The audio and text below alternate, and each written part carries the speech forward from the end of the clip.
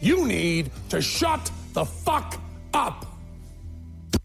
Hey, motherfuckers. This is Minx. Suck my balls. WTF Nation Radio. WTF Nation Radio. Hi, Lieutenant. How are you doing? Aw, did you find your land nav point, Lieutenant? Good job, Lieutenant. You get a Expert Action Badge.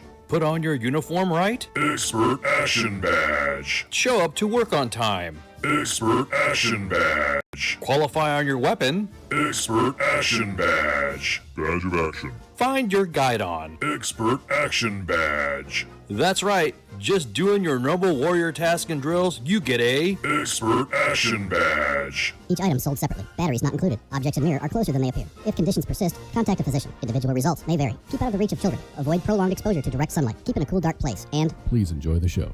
Shots. Shit in a bag, Pogue.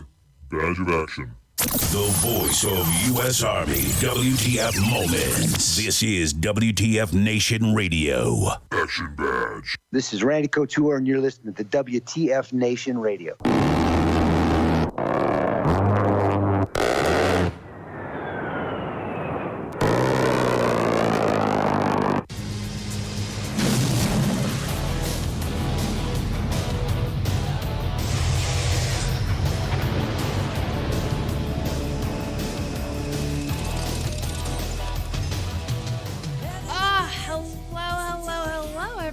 Welcome to Tied Up Tuesday.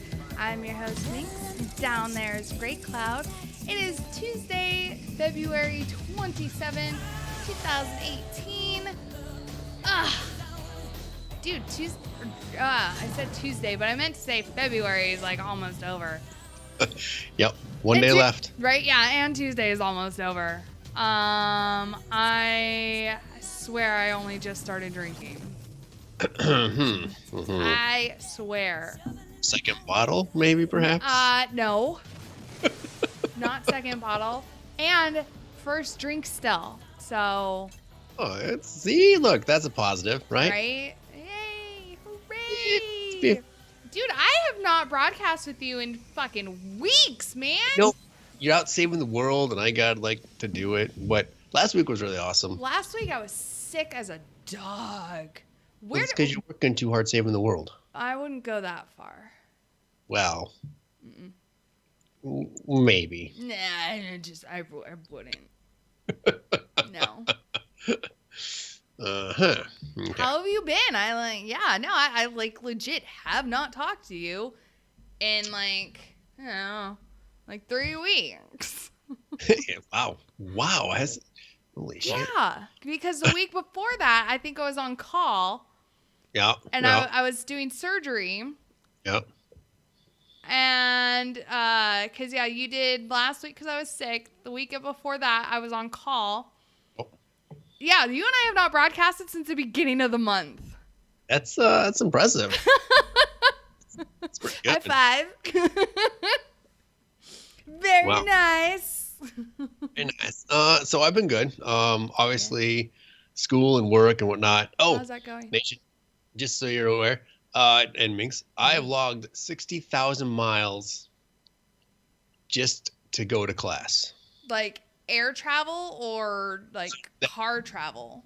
So that includes to and from each airport, and that's to and from campus and my air mileage. Wow. Yeah, 60,000 miles as of last weekend. That's ridiculous. Yeah, it's a lot of mileage just to go to class one day a week. And you're not even halfway done. No, I'm not. There are still 10 weeks left in this semester. Yay. Yeah. I think you're crazy. So you and a lot of other people that I'm not only in class with, but other people I've told what I'm doing with this. Maybe you should move closer.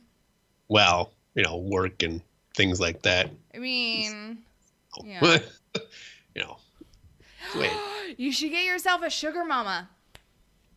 Well. Or it is 2018, a sugar daddy. Nope. Yes. No. Oh my God.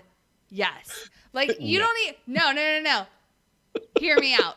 You don't even have to put out the sugar. Oh, my God. No, there are some dudes out there so desperate. Like, okay, so I may or may not have made a status, right, on the Twitter with my Minx account saying something along the lines of, okay, so one, no, Owl, I'm not his sugar mama. Like, let's get this straight here. Of the two of us, he makes more than I do.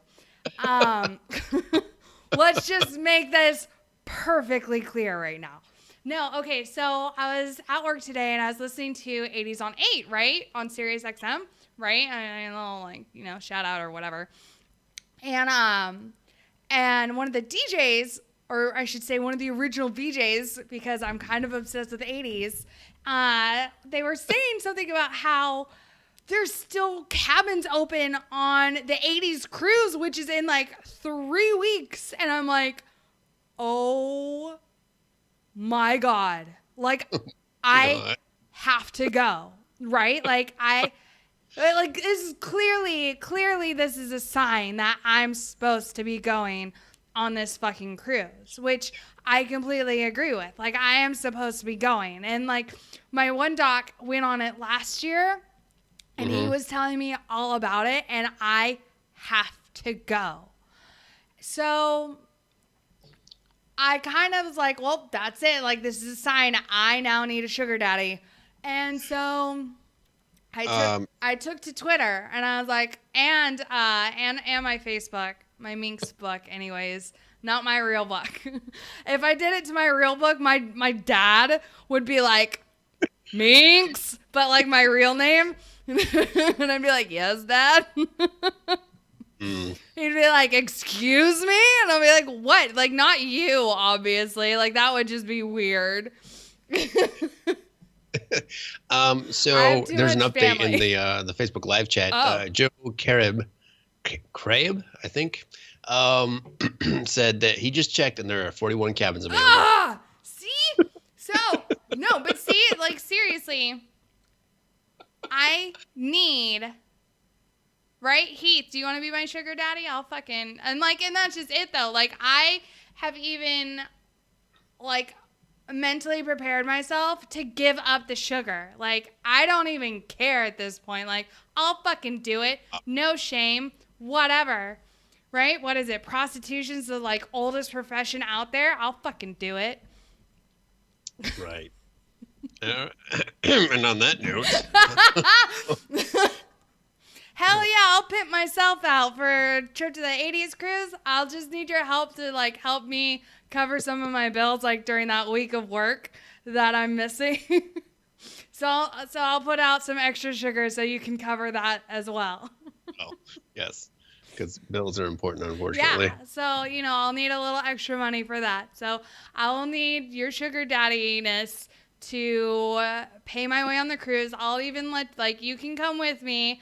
And I will tend to your needs during the cruise. And then you just give me extra money, so that way when I get home, I can pay my bills. And then we don't ever have to talk again. This is a one-time deal. It's a one-time deal. But it lasts for like a full week. So you're welcome. You get a week of the Minxness. Yeah. Hell yeah. I think it would be I think it's worth it. Jesus. No shame. No shame. So that happened. Okay, so there's that. Yeah, no, but seriously, I love the 80s. But and the best part about the 80s cruise is that they have themed nights where you dress up in costume. Okay. Yes. Wasn't the 80s all just bad fashion? No, so last year they had what was it?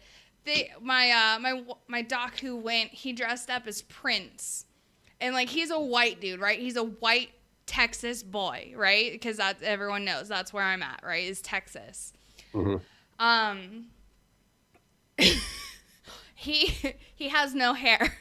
He bought himself a fucking like Jerry curled wig and a purple suede suit. And went to this one night like dressed up as Prince. I was dying when he showed me the pictures. And he went another night dressed up as Marty McFly. It was amazing. Oh my God, it was amazing. John, I never said that it was not fun. Right? 80s was fun. Come on now. I didn't say the 80s were not fun. I just said the fashion probably needed some help. Right? Charlie Murphy! Darkness, motherfucker. Hold on. What? Jessica, when in the 90s were you born? Because that makes a big difference. Right, I was born in the 90s. Oh. Right, exactly, Jessica. When in the 90s. Mm-hmm. makes a big difference. Right, it does. Yeah, Ice was born in the 1890s. No, it's sooner than that because I think I've seen a portrait of Ice crossing the Delaware with Washington. Yeah, it's true. Oh, 1990. Okay, not so bad then. Not so bad then. But yeah, freaking, I really, like, I need to go on this 80s cruise. And it's going to happen either this year or next year. And it's going to the Bahamas this year. Like, they do it out of, like, they port out of Miami, I think it is. Mm-hmm. And then you go and, like, it's either the Bahamas or the Caribbean or, you know, somewhere in there. They were supposed to go to the Virgin Islands this year. However, because of Hurricane Maria and how the Virgin Islands got kind of destroyed, they're going to Jamaica and the Caribbean now instead. So, yeah. See, I'm an 80s baby. I was born in 86. I kind of remember the 80s. I was alive during them. That's wow. I remember. Did you remember? I did. Hell yeah, dude. I fucking rocked the high side ponytail as a child. How do I not doubt this? Hell yeah, dude. I'll fucking put my hair up like that right now. No shame. Oh yeah, and I had all the scrunchies. I would say, do you have the scrunchy socks? Socks? Hell yeah, dude. My grandma would fucking make them. Like sequin scrunchies and everything. They were amazing. Oh, Lord. Oh, so awesome. Oh, now you're being called out in the Facebook Live chat for not doing it. Hold on. I don't have a hair tie on me, so hold on. I gotta do it. Hold on. Oh, Lord. I know. I got a lot of hair. And it's all fucking curly now. Would you guys believe I was born with straight hair? True story. And now I look like a goddamn Cocker Spaniel. This is amazing, huh? Yes. Oh my God. I just need some Aquanet to like yes! And then like really just tease the shit out of it to where it's like all the way up here. Oh my God. This is amazing. So now we're gonna. Is this gonna be your look for next week? Yes. Okay. Jesus. Right? Oh my God. Yes. I don't think you guys fully understand how excited I am about that. No, I can totally understand how excited you are about it.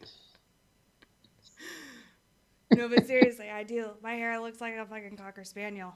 But yeah, no, I was like pictures of like baby minks and like toddler minks. I have fucking straight jet black hair.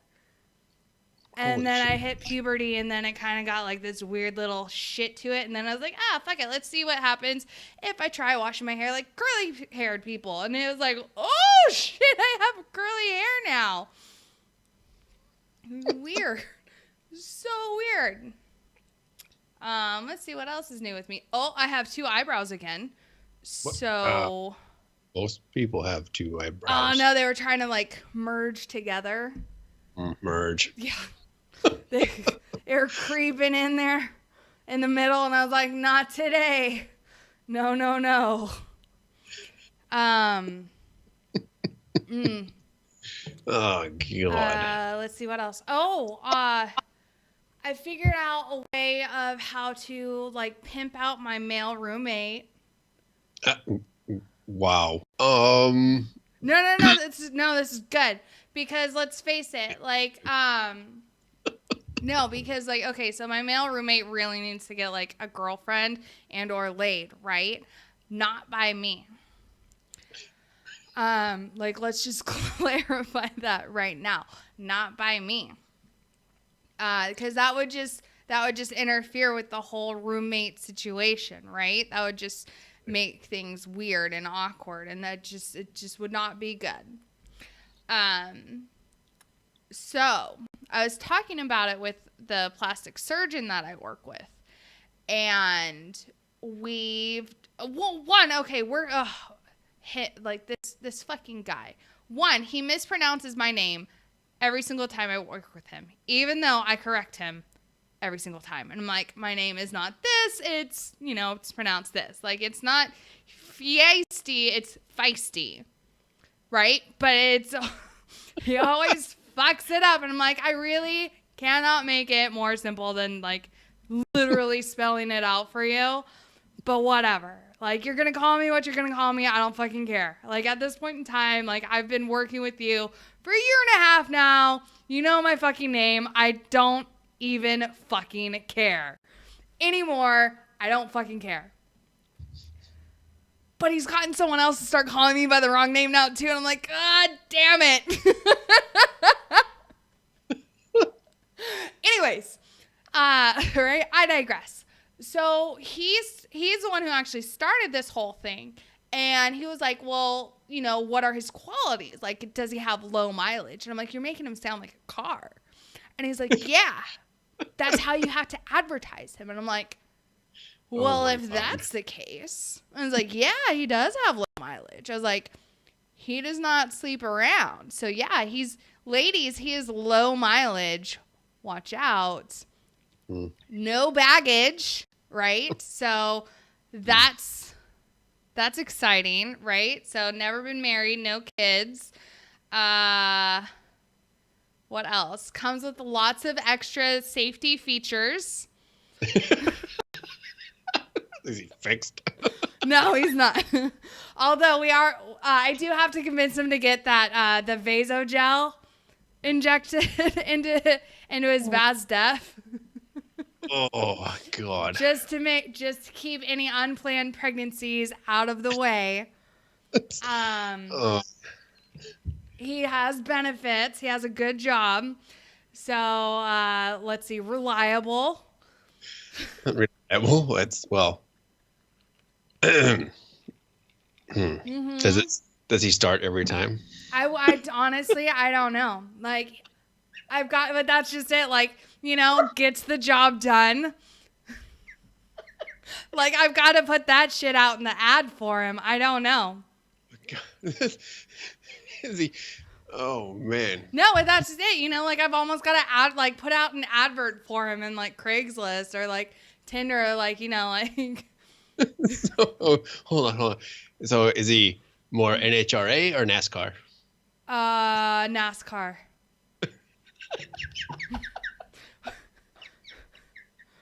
Wait, in which way? In which way? And that he can only go to the left, or like what? Because I will have you know, I just learned, good sir, that there are... Stop. No, this is serious. I just learned... Gray Cloud, you're not paying attention. I killed Gray Cloud. No, so I just learned that there's actually 2 races where NASCAR drivers have to either go in a straight line or go to the right. So they do know how to do more than just a left-hand turn. Oh.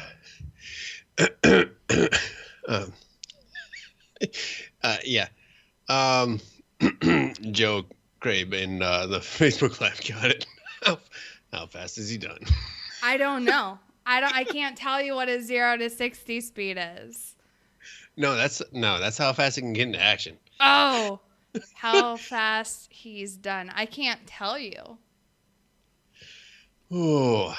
That right. Ramon dude, I can't speak Spanish. I need you to yell at me in English, please. Like, come on now. I'm pushing 1 for English. Is he diesel or gas? Modern vehicles really don't matter anymore. Right? Does it matter? They both run strong. Right? He does work down in the oil field, so ladies, you know he has money.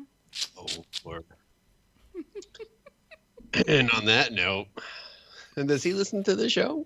Every so often, but he's working right now. That's why I'm talking about him. Wow. Yeah. Dude, I gotta help him out, right? I gotta be a good wingman for my roommate. Exactly. Whew. So my week is not even that exciting anymore. Now my travel compares to that. Right. This has just been the last couple days.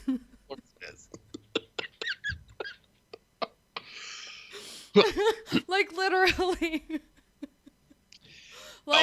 Seriously, me trying to find a sugar daddy for the 80s cruise, that was literally today. And then everything with my roommate, that was all Friday, which I wanted to talk about on Friday, but I completely forgot. Like, I really want to talk about it with Pookie because I think Pookie could benefit from, like, me advertising for him because, like, let's face it, Pookie loves the bitches. So... What last count was 7? Is that right? I'm not sure, but he could always use one more.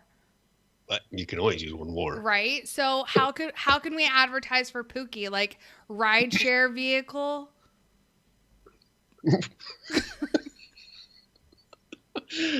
Right? Stairs down. Does that work? Wild animals in the woods. Right? Like off-road. Wait. An off-road. Off-road, reliable, kind of beat up. Couple things in dents. Couple things.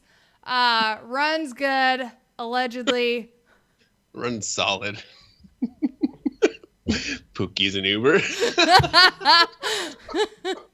Pookie's an Uber. Oh Lord.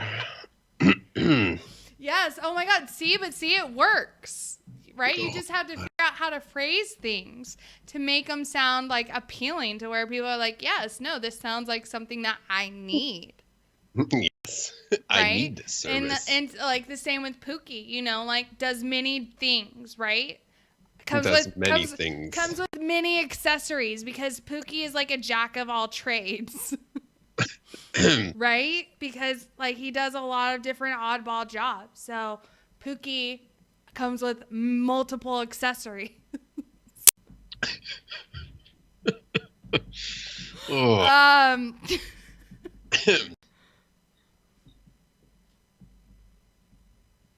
Oh. Wow. Yeah. Yeah. Oh. So, real quick, I heard a Marine's feelings today. Did you eat his crayon? No.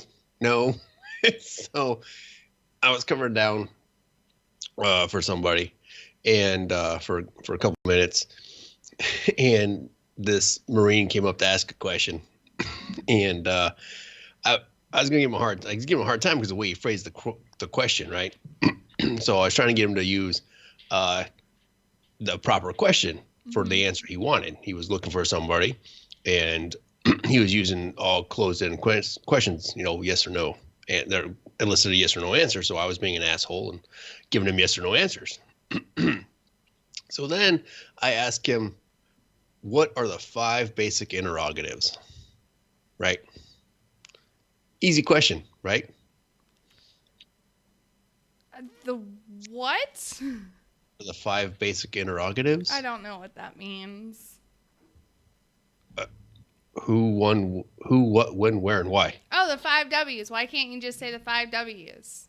Because the actual term is interrogative. Well, why do you have to make things difficult? It's a 5-syllable word. It's really easy. No. You say the term that everybody and their goddamn baby, like 6-month-old, like sister knows, and it's the 5 W's. So I was taught the basic interrogatives. But anyways, I digress. So I gave him like this whole spiel, right?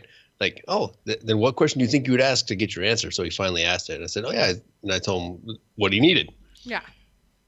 So fast forward a couple minutes later, he went and cried to his gunnery sergeant, who then went to the master of guns to look for my boss, wanting to know why I was harassing this Marine. It's like, are you shitting me? So then I went to so after that was all done and whatnot, and my boss talked to him, I went and engaged the master guns, and everything's kosher, but apparently I hurt this Marine's feelings today. Aww.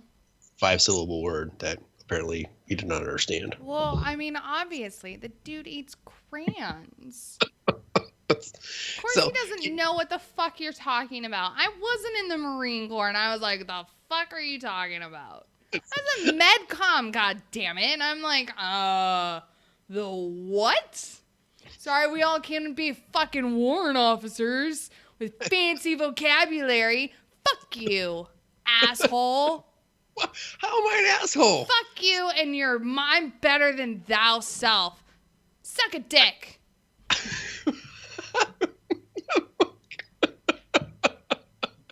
Wow. Yeah, I went there.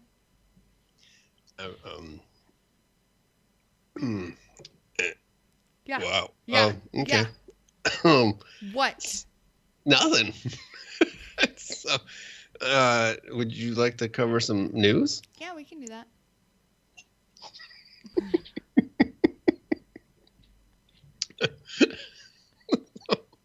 What do you have in mind? I heart you. Yay!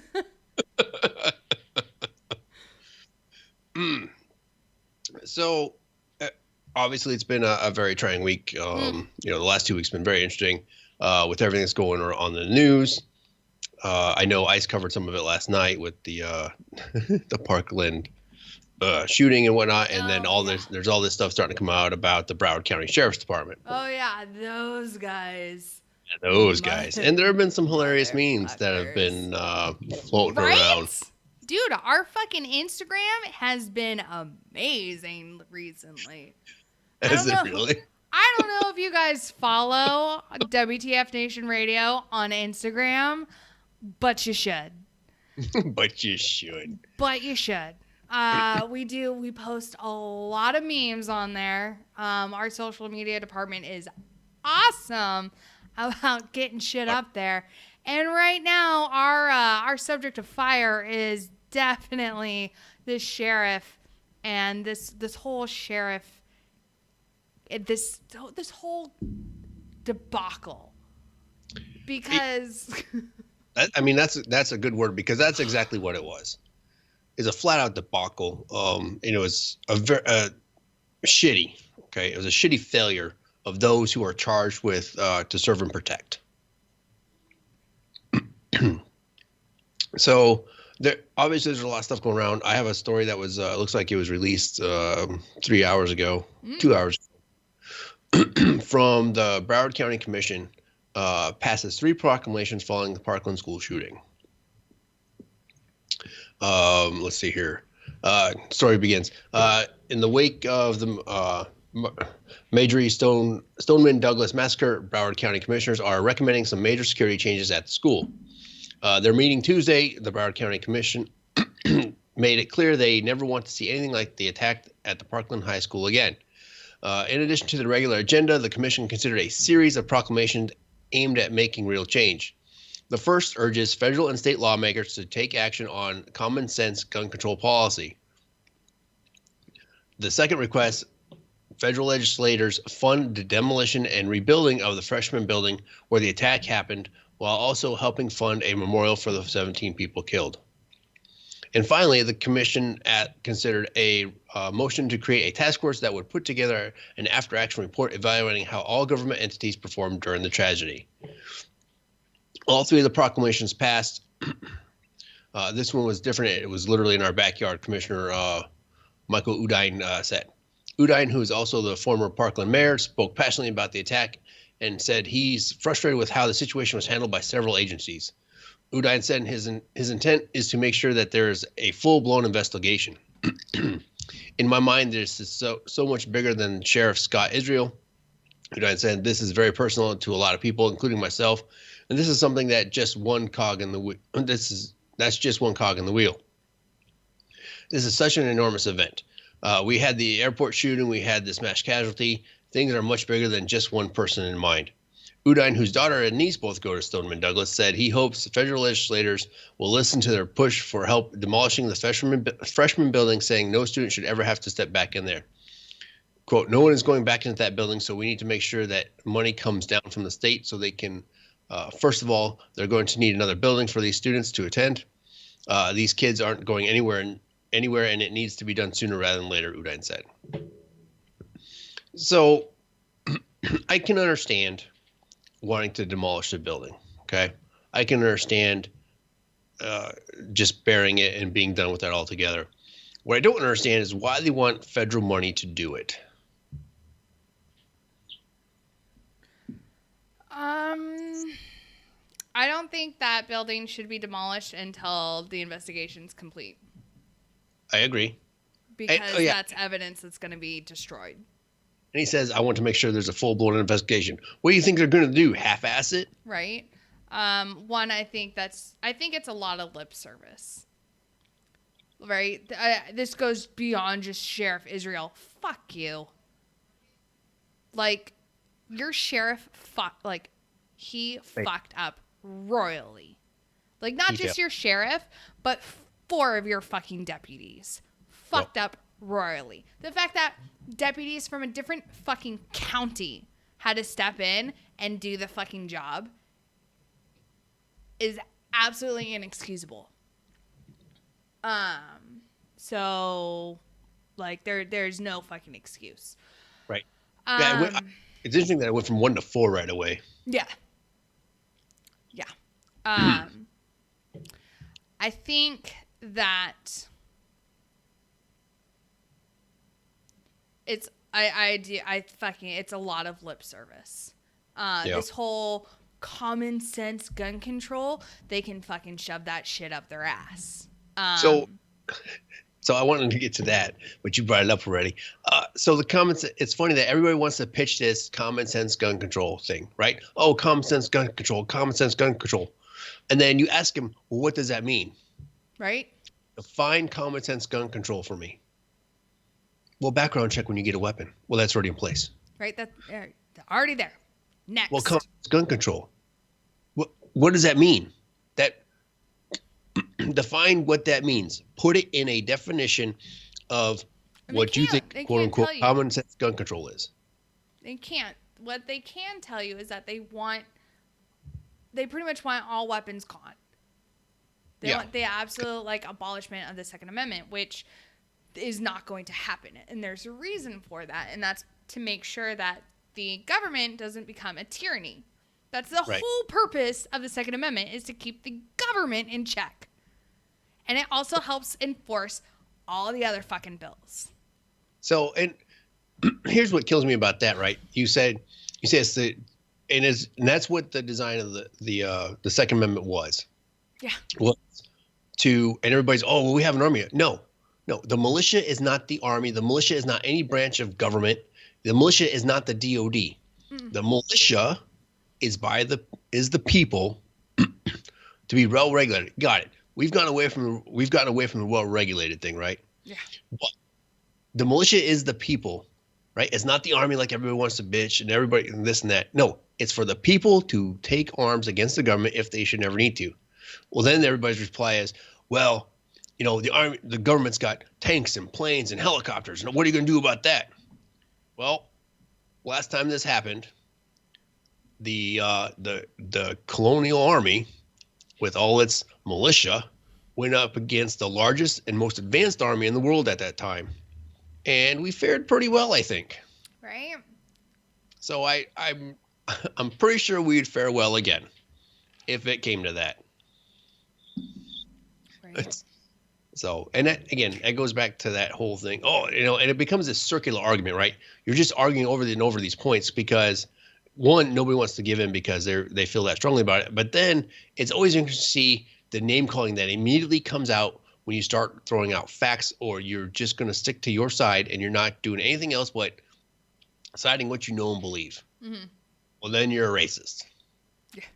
And then you're this, or you're a bigot, whatever, right? Yeah. I saw a comment the other day on my on my real book that said the Second Amendment was there to keep slavery in place.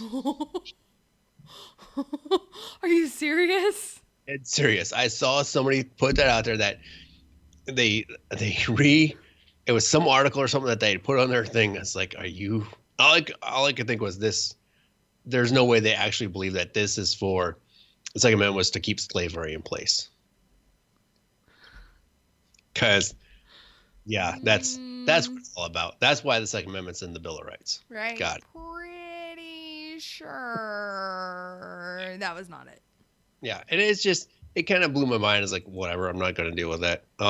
And very, very rarely do I get engaged on Facebook with that kind of shit because the individual's mindsets, they're made up, right? You're not going to change them. You're not going to do anything. And secondly, it's just not worth my time or effort for me, because if you have an opinion, right, on Facebook, or if you have your opinion, period, right, and it's just what you believe, and you don't agree with them, then you're a racist or whatever. I've seen people be called a racist because of the way they voted on Facebook, right?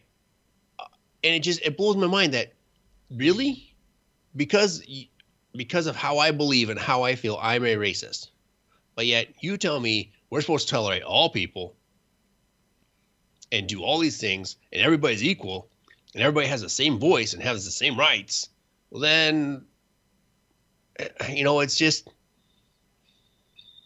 I don't know. I'm sorry. I'm getting frustrated now. I can't even think. But it's really frustrating to see that. And that's the way it's going in the U.S., right? Mm-hmm. And we'll leave part of that. Sorry. Yeah.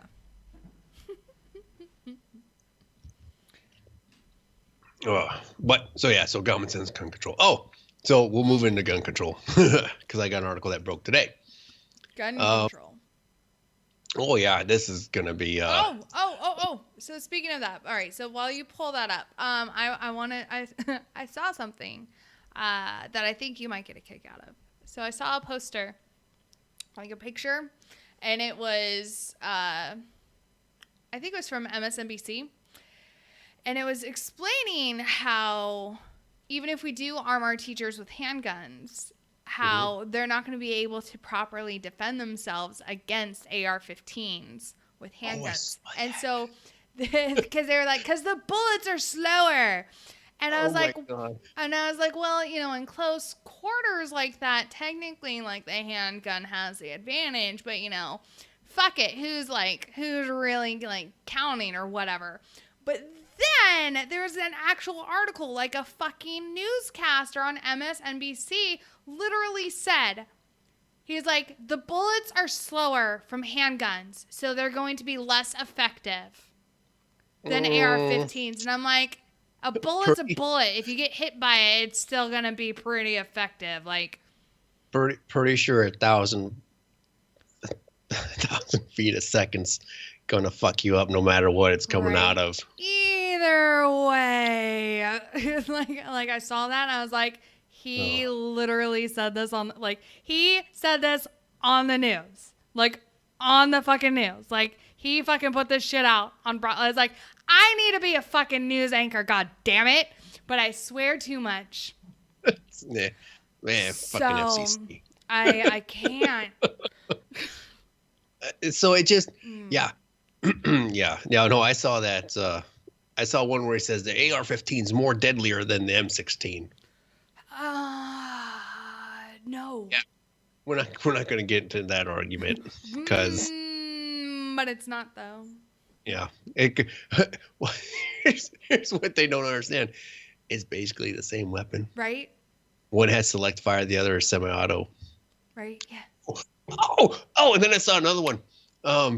So Lieutenant General Hertling, which I served with his son, apparently, who was the ADGE when I was at a unit. And it's fucking the quote, and I didn't watch the article. I just read the comments because that's where you get some of the gold on what was being said in the video. Yeah. And apparently, he said, "All right, I'm going to fire this on full semi-auto now." What the fuck does that even mean? Full semi-auto. Full semi-auto. Yes. Nation. Pow, pow, pow, pow, pow, pow. It was on CNN. It's a clip on CNN. No shit. I want to say the quote was, "I'm going to fire this on full semi-auto now." Oh my god. No, okay. Like this is it. Like honestly, where are they finding these people? And then that one fucking hooker who like that 16-year-old chick who's like, you know, what kind of country is this where you can walk into a store with $130 and buy like an AR-15? I was like, hold the phone. Which store is she going in? Like, where the fuck is this at? Like, yeah, no shit. Send me there. Like, I need to know where this sale is. Like, come on. There were so many comments about that. What store is this? Right? What store is this? To keep stock. God damn it! Bitch wouldn't give up the information. Like, she had the hot tip on the sale, and the bitch is being greedy as fuck. Yeah. I want a new $130 gun. Right? I mean, come on. Wow. Fucking hell. Let me phrase. I want a $130 AR-15. Oh no. Shit. You can't get a $130 gun. Right? It's called a high point. I mean, I guess. If you want it to blow up in your hand, or if you need a cheap throwaway, you can pick up a high point for like $130. Just saying. Just saying. Not that you have any experience, Grey Cloud. Not that what I would know about a high point. No, of course not. Might as well use it as a hammer. Anyways, but no. So yes, Lieutenant General Hertling, retired, is now he's a commentator on CNN. He's their military analyst on CNN. Oh my god. Yeah. I'm gonna fire this on full semi-auto.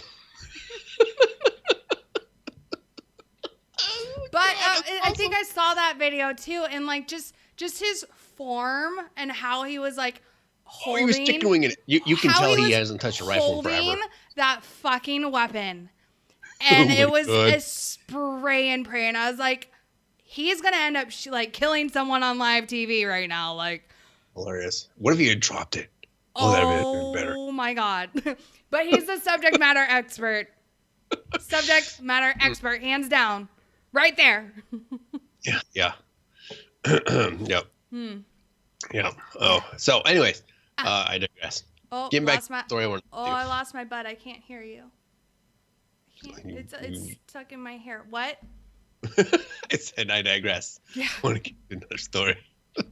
Right. Oh my God. Hold on. So yes, Brandon Woodham in the Facebook live chat. Yes, I have seen that clip of Senator La Jolla, or whatever the hell his name is, from California. He's a California state senator, mind you. He's talking about a ghost gun. There's some great commentary about it, right? Ghost gun? Ghost gun. You have to watch. It's on YouTube. It's fucking hilarious. De Leon, that's the senator's name, I think, is De Leon. So if you go... A ghost gun. Yes. I have never been more ashamed to be from California than right now. A senator from California said this? Yes. Like, okay, I'm not surprised. But a ghost gun? A ghost gun. No, it gets better. He goes on to talk about, what was it? In a half a second, a 30 caliber clip in half a second, right? So he's trying to define this rate of fire. So he says so basically what it sounds like is he's trying to say that it can fire 30 rounds in a half a second. Hot damn. Hold on, it gets How better. much is this thing? Like, where can I get this? There are guys trying to do the math as they're breaking this down because they're making fun of him on this talk show. Right? Oh my God, what an idiot. They go, they're breaking this down. Okay, you know what a Sea Whiz is, right? Or the Flanix? A what? A Flanix. It's an anti-aircraft. It's an anti-aircraft gun usually found on destroyers. Yeah. Right? Okay. Yeah. Okay. Well, it's more probably, like thunk, it's thunk, probably but, you know. one of the weapons that have the highest rate of fire in the U.S. inventory. Yeah. So it does not even come close to 30 rounds a half a second. They were, oh my God, it's hilarious. You got to go find the clip. It's hilarious. God damn it. All right. Yes. Okay. Anyways, let me get to the real article. So there is a proposal from the Democrats. Oh. Yeah, from the Democrats. Yes. Imagine that. There's an actual HR bill. It does not have a number yet, I don't think. I'm looking at it right now. No, it does not have a number. But the bill's title is the Assault Weapons Ban of 2018. So it is 100 and oh my God, I think it's 156 senators have signed on to this bill. And what's really interesting about the bill, the original bill, the bill is introduced formally by Representative Dave Cillian, Democrat, Rhode Island, and Ted Douche. That's his name? Deutch. I would say it's Douche. Democrat, Florida. Oh my God. Oh my God. Oh my God. Oh my God. Oh, is it really Douche? I need someone from Florida to call in. Is this hooker's name Douche? Yes. Oh my God. Please elect Senator Douche for another term in office. Oh, now you Could got the you family guy episode imagine in his my head. campaign 4 more videos? years of douchebag. We want 4 more years of douche. Oh my God. I need someone from Florida to call in right now. Oh God. Anyways. I need it. Like, I need that to happen. So, all right, here we go. So they formally introduced the bill yesterday. Okay. The legislation called the Assault Weapons Ban of 2018 was introduced less than 2 weeks after the mass shooting at Parkland, Florida. High school that left 17 dead. The gunman used an AR-15 during the shooting, one of the many firearms that would be banned under the bill. I've got a separate point about that after the article. Gun control activists call the AR-15 an assault weapon, while the gun advocates dispute the claim, knowing that the AR-15 is not fully automatic and stands for armor light rifle. Right. That developed the weapon. Yes, they developed the actual design of it, and it's been emulated like anything good. Of the friggin' military rifles. Yes. So Because there's of that. Colt. Thanks, Colt. Imitation is the greatest form of flattery. There you go. Right. Right. So I mean, it's good and it's doing well. We want so 4 the more Democrat. years of douche.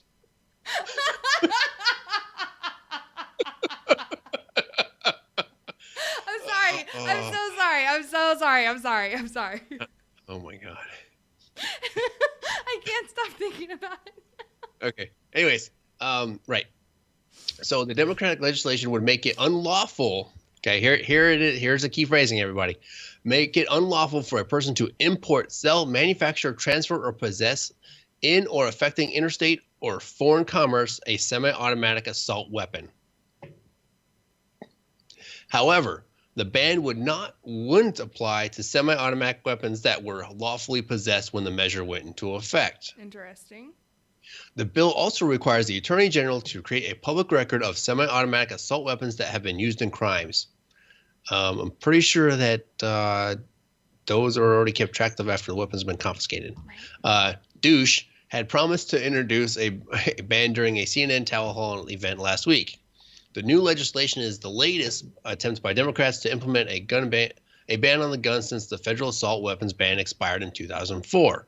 The White House has already come out against such a ban, which is strongly opposed by the National Rifle Association. President Trump campaigned for president and was opposed to the assault weapons ban, and his position has not changed on that, a spokesman said. This article was updated. This article is updated and clarified as of 1953 EST, I think, on today's date. So, Nation, I'm pulling this from the Hill, and the actual bill is in. They do have a link to the bill. It's actually embedded in the actual article. So if you want to go into it, and again, I'm going to get on this real quick. Again, do your own research, read up on it, ensure that you are informed of what you're talking about. Right. Okay. So, wow. All right. So that's a great.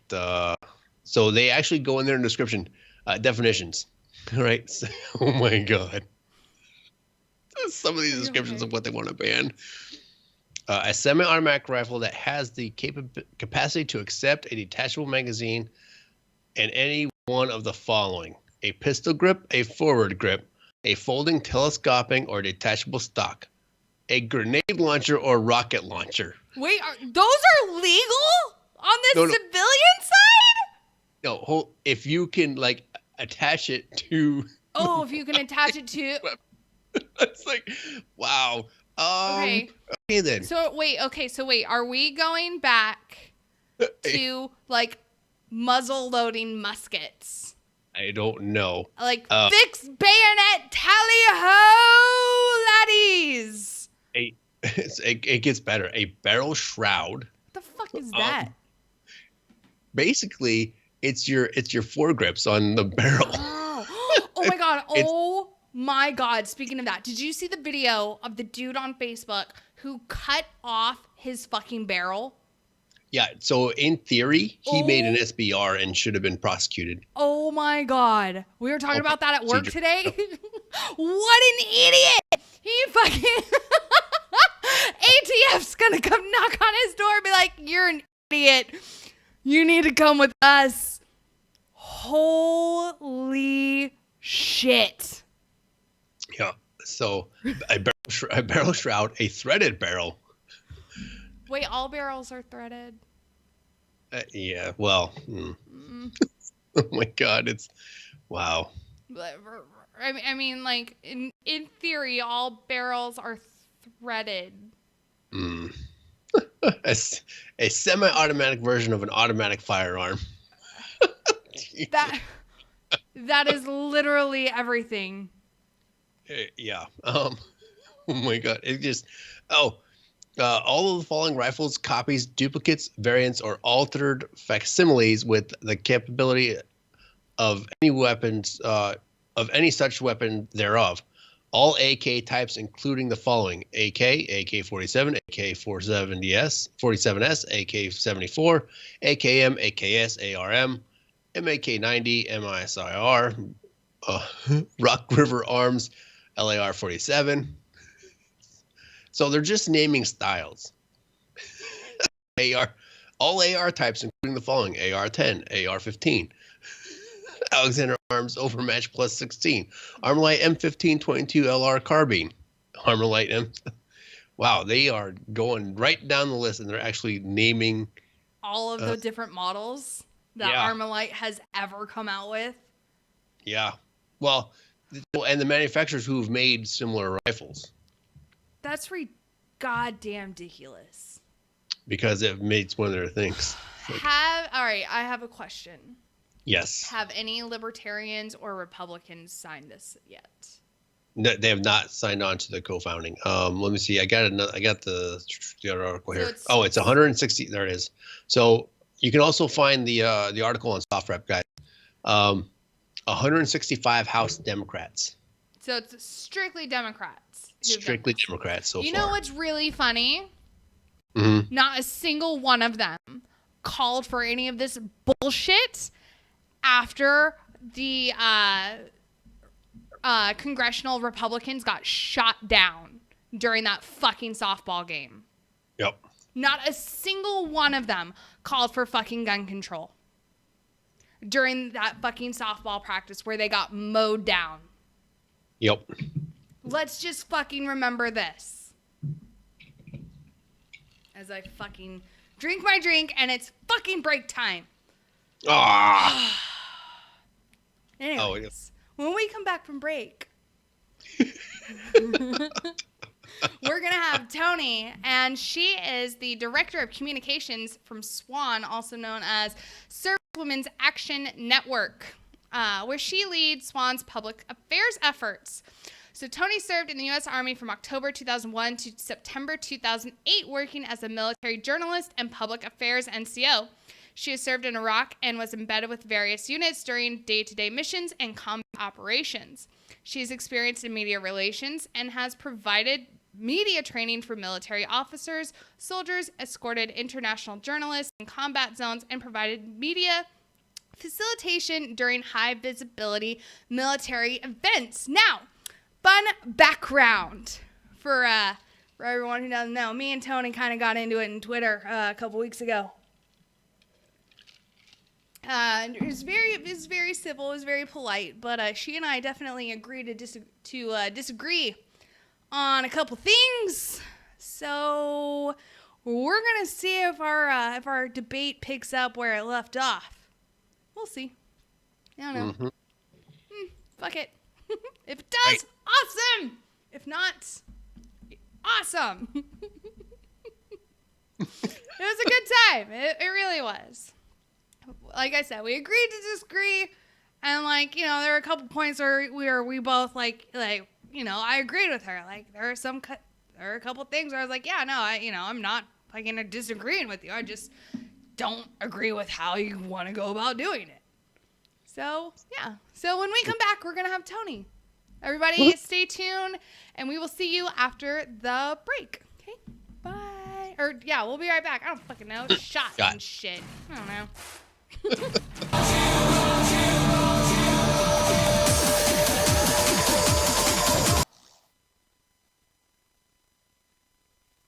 Broadcasting live from the basement of the Pentagon.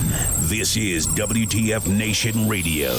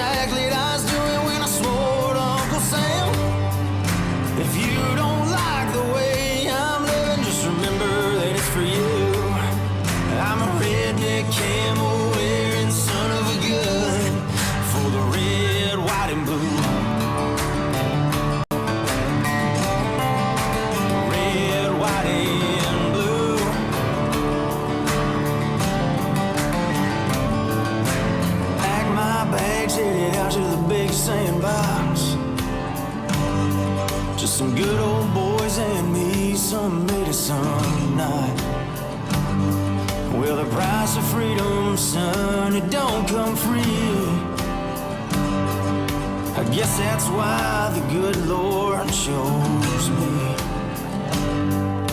This here's my rifle, this here's my gun. Let's get 'em, boys, come on, and get you some. Let's get you some.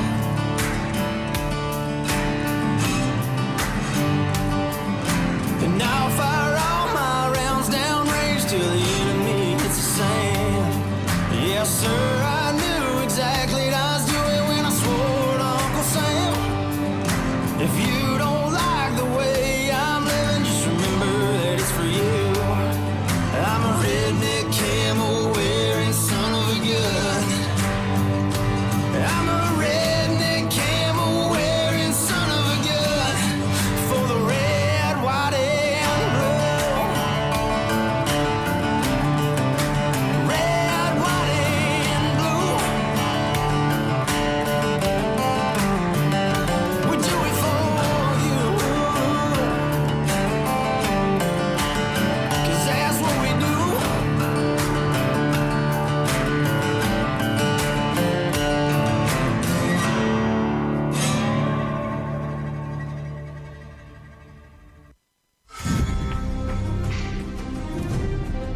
All right, welcome back, everybody, to Tied Up Tuesday. Almost said Friday Night Freedom.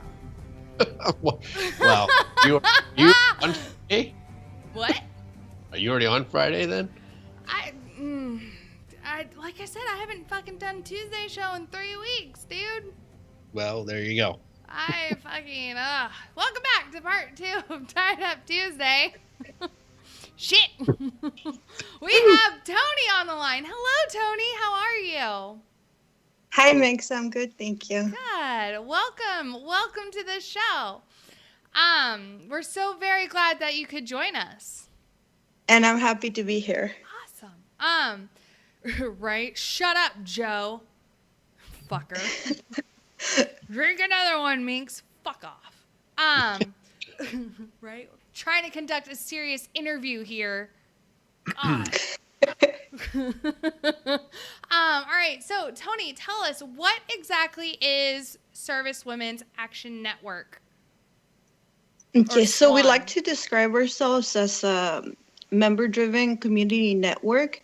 We're a national, nonpartisan organization that advocates for service women and for women veterans. Mm-hmm. And we touch on several issues, our core key issues. So we advocate for integrating women into combat arms. Mm-hmm. We advocate for an end of sexual harassment, sexual assault in the military. We also advocate for women and men getting fair and quality health care at the Veterans Affairs Office, Department of Veterans Affairs. Mm-hmm. We also work on mental wellness issues for military women, building community among military women. And early on, and we still are currently active on issues such as we worked on the repeal of Don't Ask, Don't Tell. We came out against the transgender ban of troops. And so a lot of those issues that affect service women and other minority populations in the military. Oh, okay. Well, that's awesome. No, it really is, because there's a lot of groups out there that definitely they do need that, their voices heard. That's our motto. We amplify service women's voices. There's a couple things that I'm, right off the bat, I don't agree with. Mm-hmm. But, that's just, I think, I think that's just how it's going to go. Right. But again, I'm prepared for that. I'm so sorry. It's okay. But so let me chime in here on that, is that's what makes our community great and our nation greater. Everybody can have a difference of opinion, and everybody can agree to disagree on certain things because that's what they believe. and we can have a discussion where it's polite and back and forth, and we get our both get our points out. End of story. But Definitely.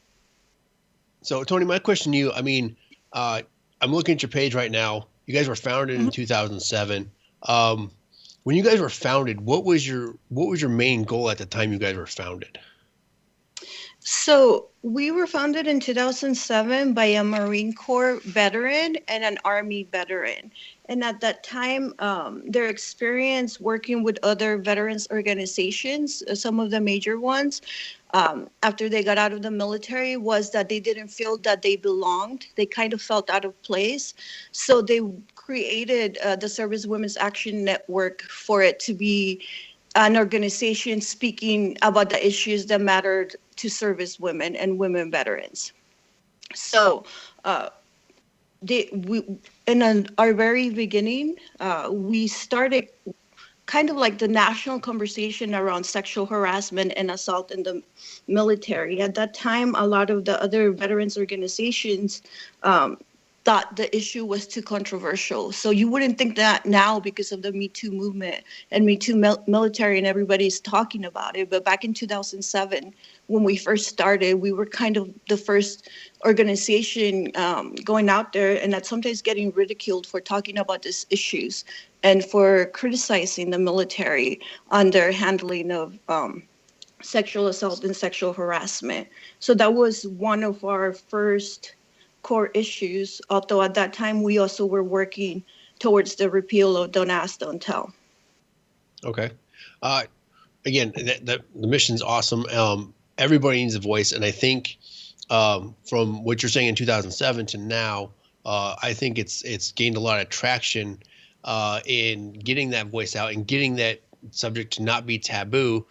I will agree with you on that point that it was a big deal in the military, and you didn't want to talk about it because it was like this hush hush. It's not really happening. You know, we don't want to advertise it that it's an issue in our ranks, but exactly. It kind of is or was an issue. And now that it's come to light, you know, with everything that's going on in, like, let's say the last 6 months with allegations, not only in the military, as we've seen some of those higher profile cases, but in the public light, as it were, do you think it is starting to make a change? Do you think something like the Swan Group is actually helping with this movement? You know, we're hopeful. We definitely think that the movement would propel even more change. But if you go back into the history of it, service women were talking about sexual assault and harassment for a long time, even back to 1991, where the tailhook scandal happened. And then we had the scandal at Lackland Air Force Base. We had the scandal at Aberdeen Proving Grounds. And despite women speaking out against these issues, we weren't really being heard. And I think now that the Me Too movement is happening, SWAN is definitely trying to ensure that the rest of the nation is hearing the voices of military women in this issue, and that we do get some traction, and that we do get the Department of Defense to take the issue more seriously, as well as the American people to actually learn about what's going on and pay attention and push Congress and push the military to make changes. Yeah, I think those changes are coming. Again, with anything in the DoD, as we know, it moves slow. But as I was finishing up my career and whatnot, and I've seen it on the other side as well. This is still a hot button issue. It's still very, very near and dear to a lot of commands. The one question I have another question for you is that I remember when there was a couple years back, there was a huge congressional debate on the actual sexual assault going on in the military, and they wanted to remove sexual assault cases and or charges from the traditional UCMJ process. They wanted to remove it from the hands of the commanders and the prosecutors, and they wanted to turn it over to the civilian courts. What do you think about that proposal? Yeah, I think you might be referring to the Military Justice Improvement Act. So the Military Justice Improvement Act would take the authority to refer felonies, including sexual assault and rape, to prosecution from commanders, and not given to civilian courts, but actually give it to military prosecutors. So what the act would do, in regular cities, you have like a mayor and then you have the district attorney. Well, it would create a system or a mechanism like that within the military where you would have the commander, but you would have JAG or military lawyers acting as the district attorney, and they would be the ones making the decision on whether felonies and sexual assault would go to trial, as opposed to the commander making the decision of whether a soldier in his unit should go to trial or not over a felony or a sexual assault. Right. Yeah, and yes, so that is the act I'm talking about. And it kind of it could open up a slippery slope from my take on it. I think that there should be a reform of some kind, and it really needs to be looked at. But you're taking a lot of responsibility away from the command in ensuring good order and discipline in his unit, because ultimately they are his troops and his soldiers. But at the same token, you got to ensure that if it does happen, that you want that to send a message that this is not tolerated amongst our ranks. So it'd be a very, very fine balance, I think. I think that commands need to work closer with not only a prosecutorial JAG, but also those in part of the investigation piece, i.e. CID and the whatnot. Does that make sense? Mm-hmm. Yeah. I'm not sure that I agree about the slippery slope question. I feel that if your soldiers are committing felonies and committing sexual assault and rape, then there has already been a breakdown of good order and discipline. You as a commander were not able to keep the good order and discipline.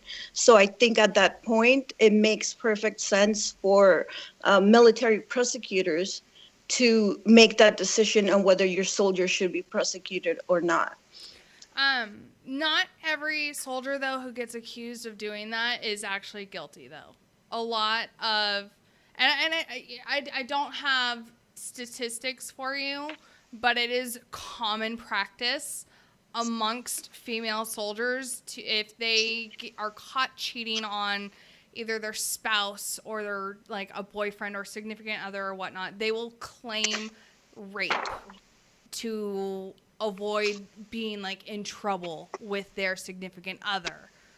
And so that's where that's why I think that's where you and I had started that whole disagreement on Twitter, where I was like, well, what about these false claims of rape which do happen in the military? And I've seen them happen many times. I've worked in my company's orderly room, and I've seen them firsthand. And I've seen them get disproved firsthand, like many times, more often than actual true victims coming forward saying, hey, like, this happened to me, and it was actually like a true reporting. And so I think that's why Gray Cloud said it opens up a slippery slope, in that the females that come forward with these false claims of rape or sexual assault or like sexual harassment, if like things aren't going their way or whatnot, these false claims, that's where it opens up this slippery slope. Because as you well know, with UCMJ, it's guilty until proven innocent. And that's especially true nowadays with how harshly command is going after anyone who is under any sort of investigation for any sort of sexual crime. Well, you know how I feel about that. And I definitely want to push back against the notion that false accusations are widespread or that they happen often. I don't have an anecdote, but I do have the data. And if you look at the 2016 report from the military on sexual assault, it specifically states that out of the, let's see, there were 6,172 reports of sexual assault in the military in 2016. Out of that, we have over 2,000 cases with case disposition. There was an outcome decided. And out of those cases, 72 cases were proven unfounded. And this is on page 19 of the statistical data of the SAPR report of 2016. It's on the webpage of the Department of Defense. You can look it up. So that's 2% of cases. So when a woman comes forward and tells you that she has been sexually assaulted or raped, there's a 98% chance that she's telling the truth. So we have to get rid of this myth and this false notion, the false allegations are widespread. That doesn't happen. Actually, the opposite happens. Sexual assault is an underreported crime. There were 6,172 reports in 2016, but the Department of Defense estimates that there were 14,900 actual sexual assaults. So people are afraid to come forward. People fear retaliation. And I mean, you've been in the military. I think you know most of us will put up with a lot of crap, pardon my language, before we even come forward and report somebody. So quite the opposite is true. Most women will not report. Most men will not report. And when they do, the data shows that they're telling the truth. Okay, so my question now, I'm not here to argue numbers. I'm not here to argue anything about. My question is, do you think our system should be still built on innocence until proven guilty? Of course, we believe in absolutely fair prosecutions. That's without a doubt. But that's not how the UCMJ is formatted, though. That's why we definitely want to get the UCMJ, specifically the military justice system, reformed, and why we definitely advocate for the passage of the Military Justice Improvement Act, so that commanders who are not trained in legal matters are not the ones making the decisions in UCMJ cases. We want military prosecutors who are trained in legal matters to make those decisions. Right. And I got our JAGs are usually very phenomenal, and they're very, very smart, and they're usually advising the commanders on every step of the way in situations like this. So I guess I agree. It's a system that needs to be looked at thoroughly and probably fixed. I won't deny it. It needs to be fixed. But I agree that I think we all agree that needs to be fixed fairly. So that way everybody gets a fair shake. And if you are found guilty, by all means, throw the book at them. If you are found innocent, let them get on with their lives. With that being said, I want to transition. Do you have I want to ask you about a good news or a good feeling story that you might have on somebody, a situation you might have helped, or something that you guys have dealt with that you saw from beginning to end and it had a great outcome? Yeah, definitely. So when we first started, and this was, I think around 2012, 2013, 14, 15, we started looking at the Department of Veteran Affairs and how they were handling military sexual trauma cases, and also how they were giving benefits to women and men who had experienced military sexual trauma. So at that time that we were looking at it, a lot of victims were being denied benefits from the Department of Veteran Affairs for military sexual trauma. And we actually joined with Vietnam Veterans of America, and we sued the Department of Veterans Affairs. And we FOIA'd the data on how they were deciding these cases and what they needed to prove, because obviously a lot of people are afraid to come forward when they're sexually assaulted. So they wait many years, before they're able to deal with their trauma and apply for benefits for the VA. And there was a big disparity between military sexual trauma cases being approved and also for benefits, as well as combat trauma cases being approved. And I think now the VA has made tremendous progress in that issue, so that there is a lot of more parity in those cases where the MST cases are being approved, the claims are being approved, and victims are getting benefits from the VA for that. So that's a big step forward. So I can speak on like at least on behalf of myself, having you know, I am I'm not going to call myself a victim of like sexual assault, but I have been sexually assaulted while I was in the Army multiple times, actually. It took me years before I could really like process everything that happened to me. I never once went decided to prosecute any of the guys who did it to me because I didn't want to fucking be around them. Now I will tell you, in 2014 when I was ETSing, I was literally days away from signing that DD-214. It was during a big surge of like, oh, we had to find all of these fucking victims, and like it was during this huge sharp push that the Army was doing. In 2014, they called me to CID and kept me hostage there for 12 or 13 hours until made me sign a statement and made me file a report for a rape that happened to me back in 2009. Something that I had literally like pushed out of my mind. Like I had dealt with it. I had processed it. I had pushed it out of everything. Like I had moved on. But I was not allowed to leave that building until they got everything written down in detail what happened.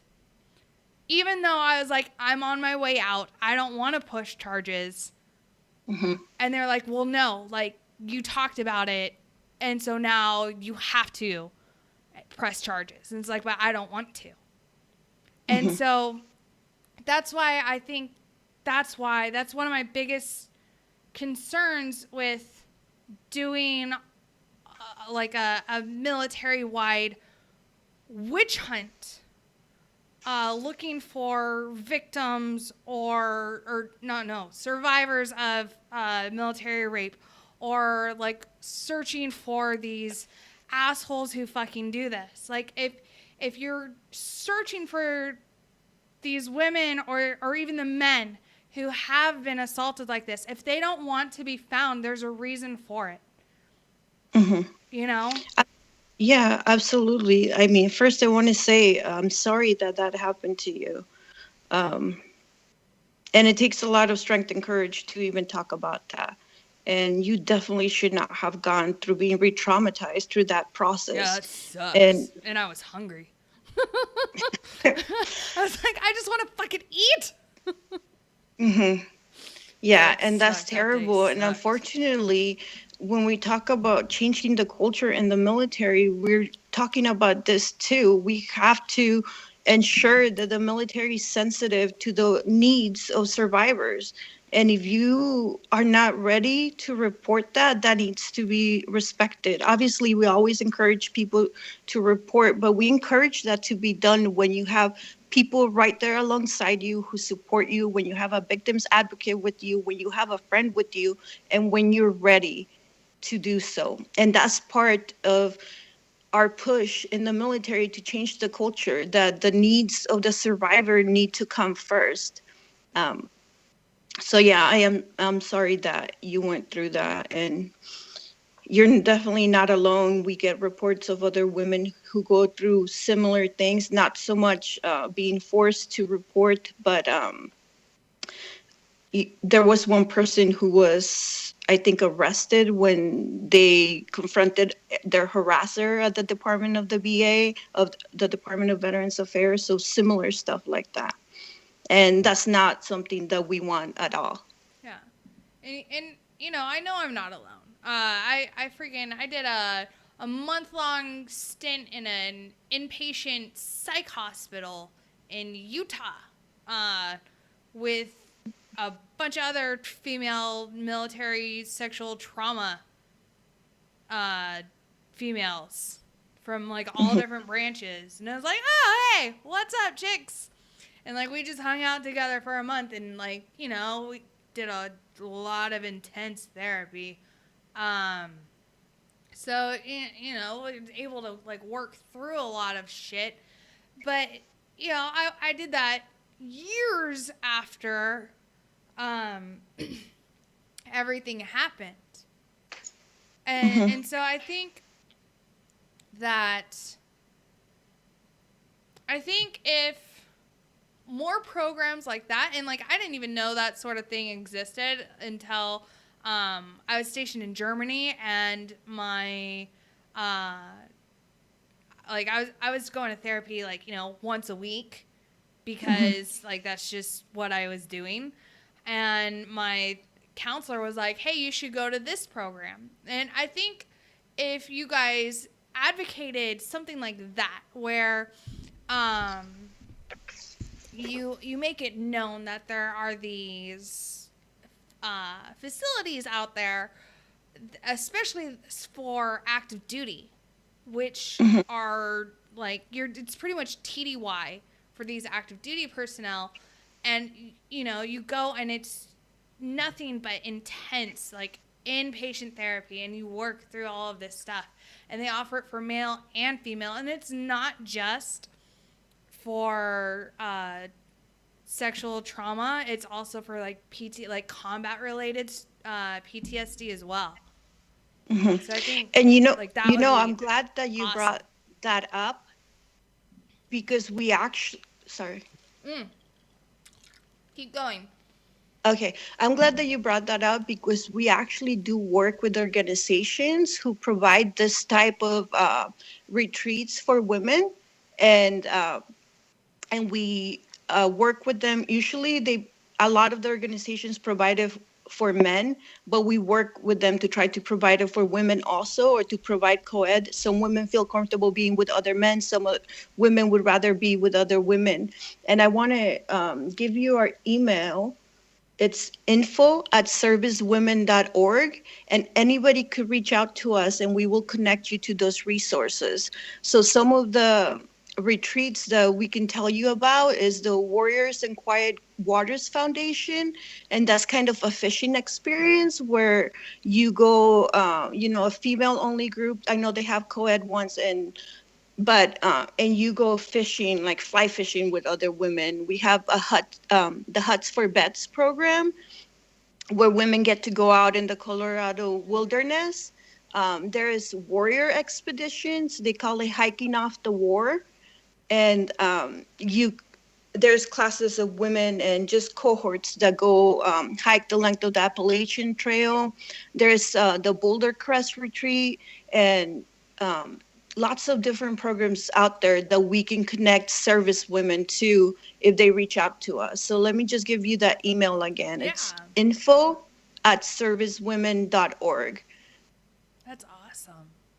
Yeah, and they're incredible, and a lot of them they're free, or if not, they'll help you get the money so that you're able to get out there. So just reach out to us at any time, and we always connect service women to the resources that are available near them. That's awesome. That's awesome. Yeah.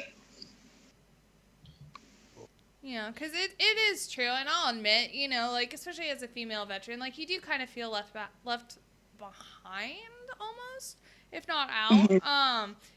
Like people see, guys, and you're like, oh, stereotypical veteran, right? And you're like, oh yeah, you're a total vet. But then when they still get mean, they're like, you served? And like that's the normal response I always get. I'm like, yeah, I did 10 years. And you see the male veterans too. They, some of them have their gear, like their hat, or just the way they dress is. You could tell they're a veteran. But then if a woman wears it, people will come up to you and tell you like, "Oh, did your husband serve?" Right. Yeah. It happens a lot. We get a lot of women telling us that Your too. husband served? Like, no, hooker.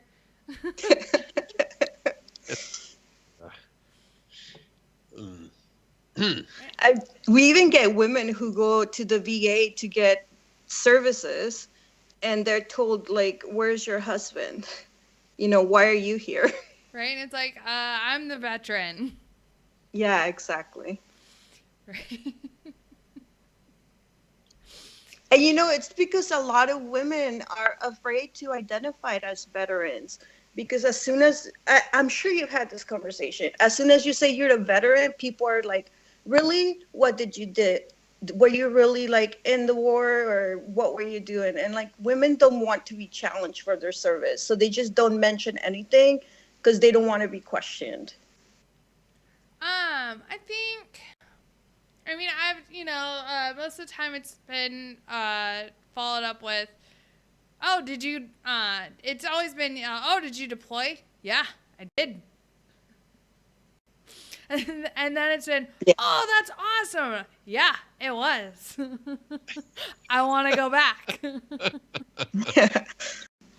What do they say to that when you tell them you want to go back? Then they normally look at me like I'm fucking insane. But then I have to tell them, like I was medical, so I stayed in my happy little Roll 2 tent and pretty much chilled there the whole time. Had air conditioning and heating the whole time. Hell yeah, I did. Well, no, every so often the heat would go out during the winter, and we're like, hey, we need someone to fix this. Hurry. And then they would come and fix it that day, and then we'd have heat again. That's awesome. It was great. Let's real. It's kind of important for your job. Yeah. It had and never-ending supply of coffee. Oh, see, that's not cool. Mm-hmm. I feel like you're downplaying your service. You shouldn't do that. It's true, though. I had a huge coffee addiction when I was in Afghanistan. I was like constantly drinking it. No ribbits? Oh, and that too. But definitely in the morning, it was all about coffee. It's always about coffee. It doesn't matter what time of day. Just saying. Hey, Tony, I got a question. So I'm looking at the page again. And, I see your impact portion of it. And some of the issues that you guys are tackling. So I want to ask you about the combat integration piece. Mm-hmm.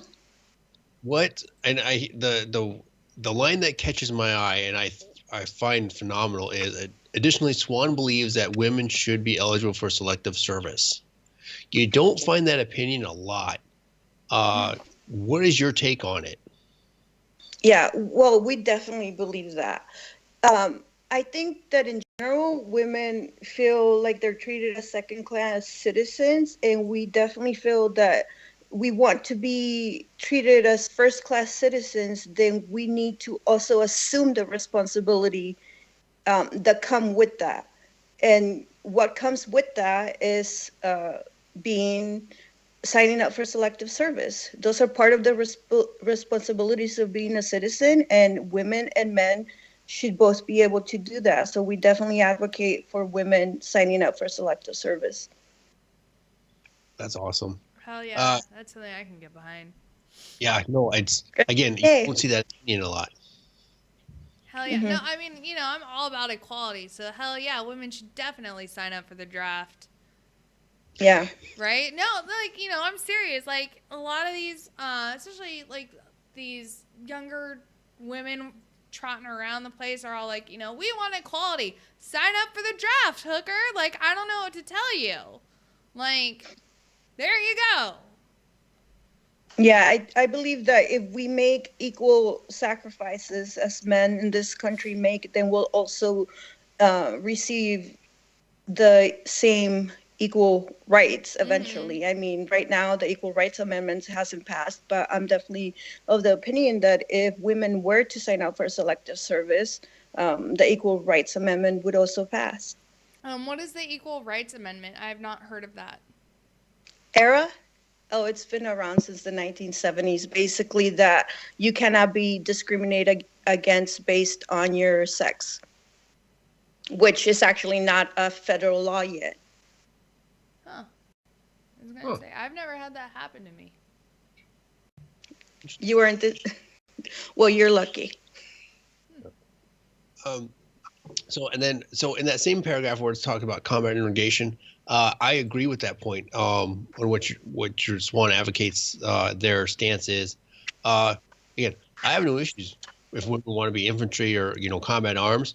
If they can meet the standard and do everything they need to do, by all means, more power to them. Let them throw in that ruck. Let them carry that mortar tube or that base plate or whatever. If they can meet the standard and do it, more power to them, and let them be a part of the team. Absolutely. The issue of standards always comes up, but I'm not really sure where it comes from because we work a lot with women in the infantry and in armor, and we work with women who are joining this MOSs, and not a single one of them. They will be the first ones to tell you, do not lower standards for me. I want to meet the same standards as the men. And they're very fierce about that when they talk about it. So definitely the kind of women that are in the combat arms right now, they'll be the first to tell you they don't want standards lowered.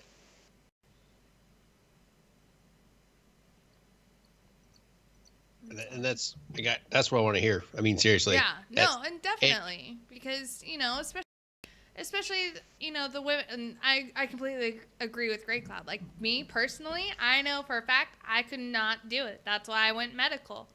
But if there's gonna be, if I'm gonna have some sisters out there on the front line, next to a couple brothers, I want to make sure that they're going to be able to not only carry their full kit, but if something were to happen to our brother next to them, they're going to be able to carry his ass back to safety to get him onto a fucking bird.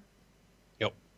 Now, and so when you talk about the standards thing, I think a lot of that got kicked around at levels at the DoD levels inside the Pentagon. Like everybody's scared of them not being able to do it. Like that number, we don't know what that number would actually be because it hasn't been done yet. But as we've seen both with the female Army Rangers that have graduated originally, and now we're starting to see those first females get into actual infantry units. They got through the school, but man, when that workload gets on them and they're going into those FTXs, they're going into those units, and when they actually get tested for that first time, either downrange, either to Iraq or Afghanistan, or if we have to kick off somewhere else again, that's when we'll see it, and that's when we'll actually know. Again, if they can hump it, if they can put lead down range like everybody else, if they can make those standards and meet those standards, I got no issue with it. Yeah. Well, I disagree a little bit, just the one part. Women have been in combat for a long, long time. Actually, since Deborah Sampson joined George Washington in the Revolutionary War, she was infantry. So officially, they've only been allowed recently. But I think throughout our history, since the Revolutionary War, during the Civil War with Kathy Williams, who was a Buffalo Soldier, and in Vietnam, in Panama, in Afghanistan, and in Iraq, women have proven that they can hack it. Well, yeah, we have female engineers, we have female MPs, and they do go, and they have always gone out beyond the wire.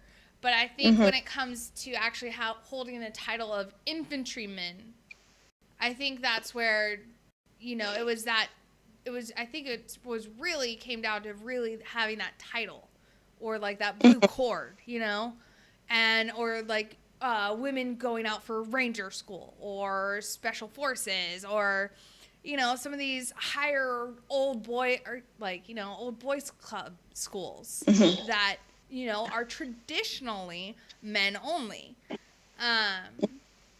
So and no one's denying that women have never gone out beyond the wire. I mean, I'm sure a lot of civilians are because they don't fucking know any better. Yeah. But, military-wise and veterans, they know that women go beyond the wire.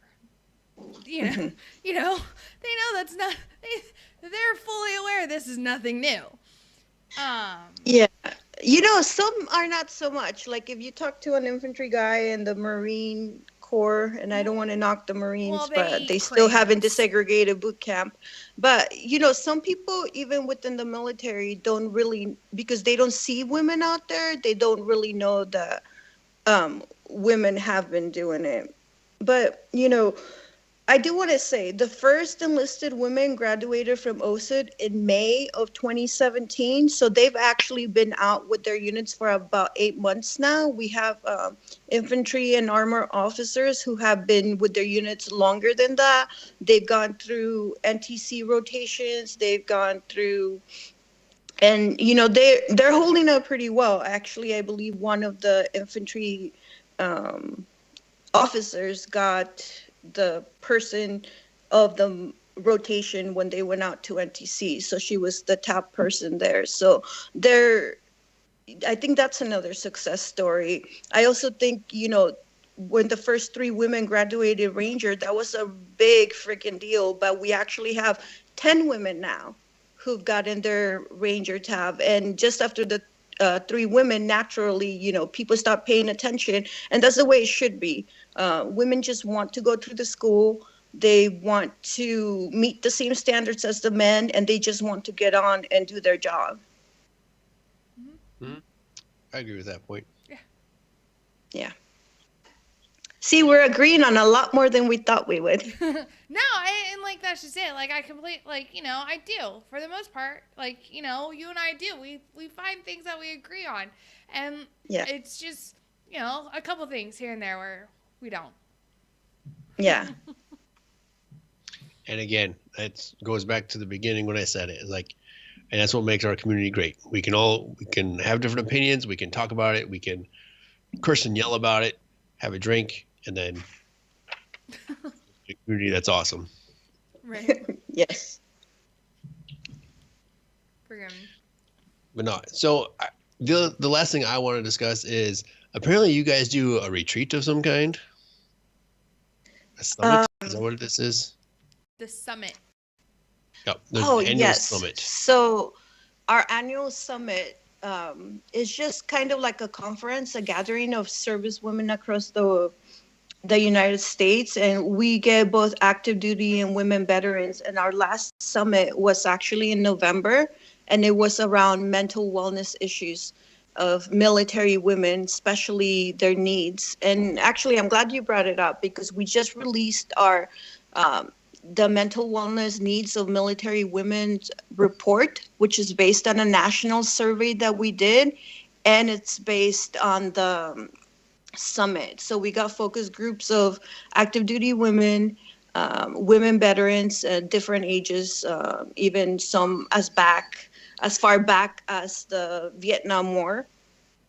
And they talked about just their mental wellness needs and what they need from the VA, from DOD, and from veteran service organizations. And actually, one of the biggest findings we had is, unfortunately, it all comes back to gender bias, sexual harassment, and sexual assault. So we did a survey of over 1,300 women that were in the military and women veterans, and 49% identified gender bias, sexual harassment, and sexual assault as the number one reason that their mental wellness, that their mental health was negatively impacted during their military service. So this is a big reason of why we're trying to change the culture in the military. And the women themselves came up with policy recommendations for the Department of Defense and for the VA and how we can fix this. And a lot of it was just provide gender specific assessments for women when they come back from deployments or when they get out of the Army, because women have different needs than men. They might have faced different experiences, for example, sexual harassment, assault, and bias. And just make sure that when women are getting out of the Army, you're asking, or the military in general, you're asking them this kind of gender specific questions so we can figure out what they need. At the Department of Veterans Affairs, a lot of the women said that they did not have healthcare providers who understood women's specific issues that they faced. So they definitely, counselors or therapists who weren't trained in military sexual trauma.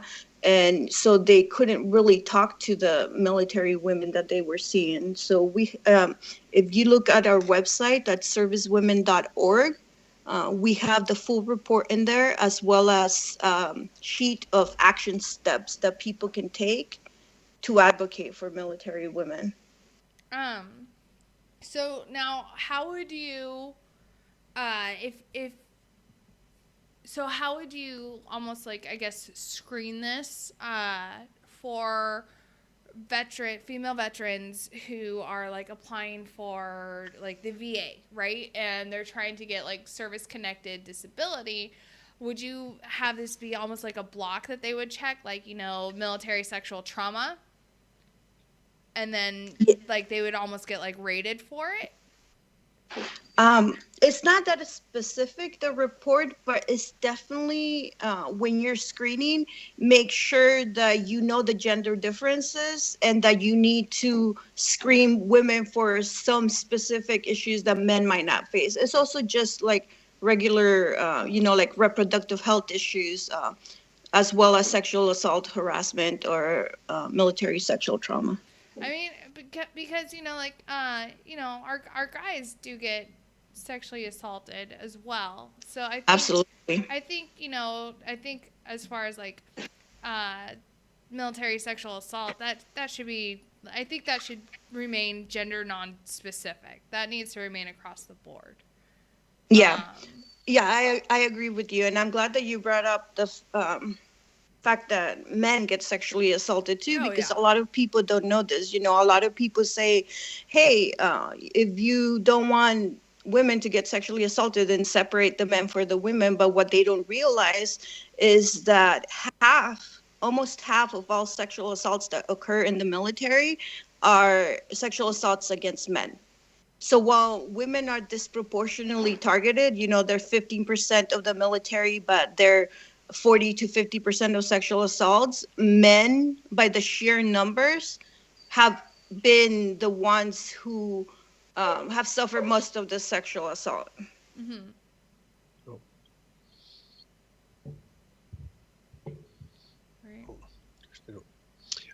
So not to change subject, but so Tony, you have so somebody in our Facebook live chat said you were a PT beast. That's the word they used. I don't know who said that. I used to be, yeah. Oh my gosh, I can't believe they brought that up. Actually, I don't know if this means anything to anybody, but way back when I was in the military, I went to WLC. I got the Iron Person of the PLDC. Oh, nice. So I got the top PT score. That's awesome. So, who said that? Matthew Thompson said you were a BT step PT and ran circles around most of the guys while pregnant at JBLM. I did. So I didn't stop running with my unit till I was about 5 months pregnant, and I stopped running because I wasn't able to beat the guys anymore. So I'm like, I'm not running anymore. I'm gonna start doing the pregnancy PT now. That's awesome. That's awesome. Well, Tony, thank you so much for coming on and talking to us about SWAN and letting us know everything that you guys do, and for kind of having a semi-debate with me. And It was a good time. I had a good time with you. I did too. Thank you so much for having me on. And obviously, I'll give you guys. I'll send you guys any links that you could share with your audience, and they can always reach out to us. Awesome. That's awesome. All right, you guys. So we are going to go on a quick break, and when we come back, we are going to have the third and final hour of Tied Up Tuesday. We shall be back here shortly.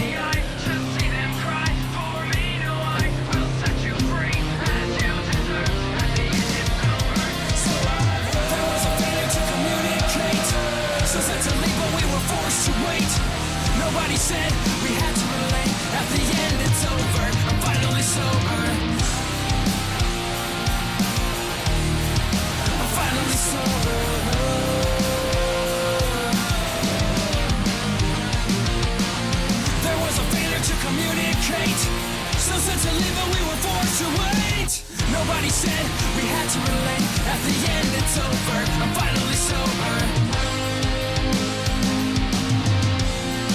I'm finally sober.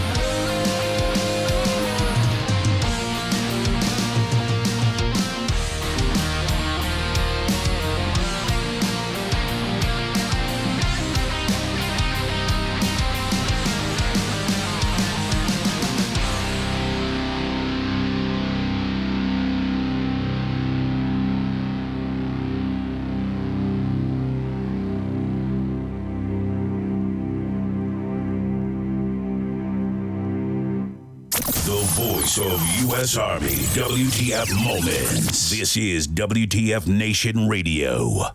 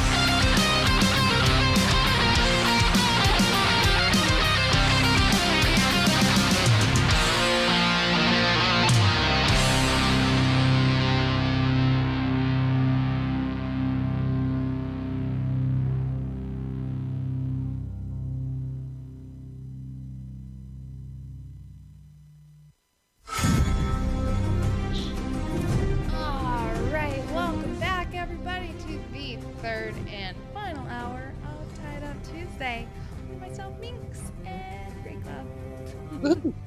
You sound so calm. Huh? What? You sound so calm. I know.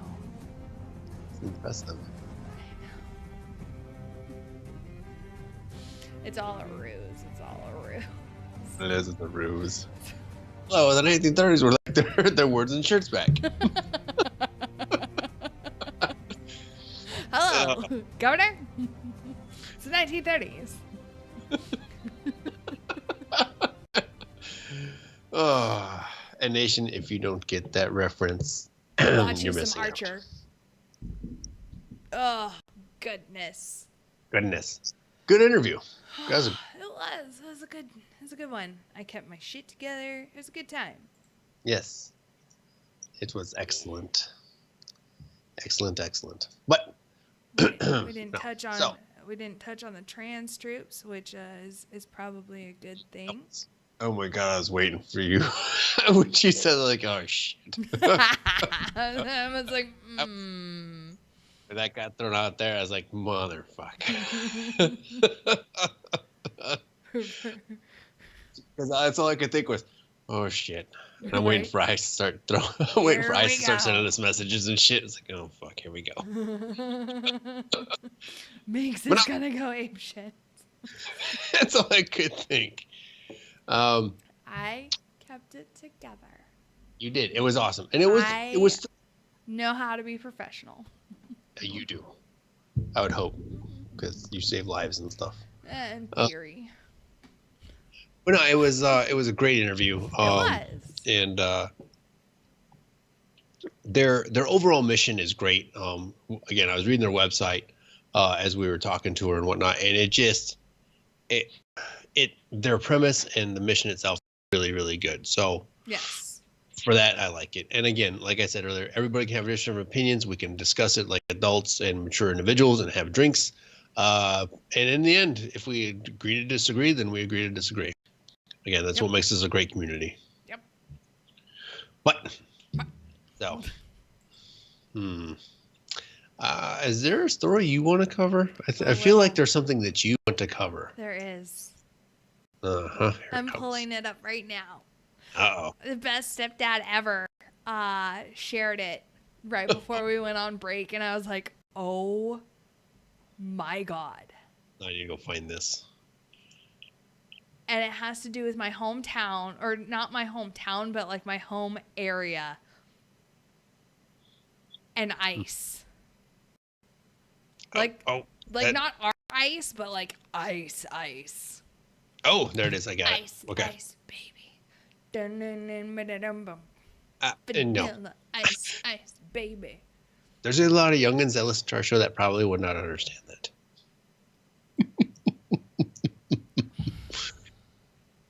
The amount of judgment I'm now throwing in your general direction. If you do not know that song, like, just get the fuck out.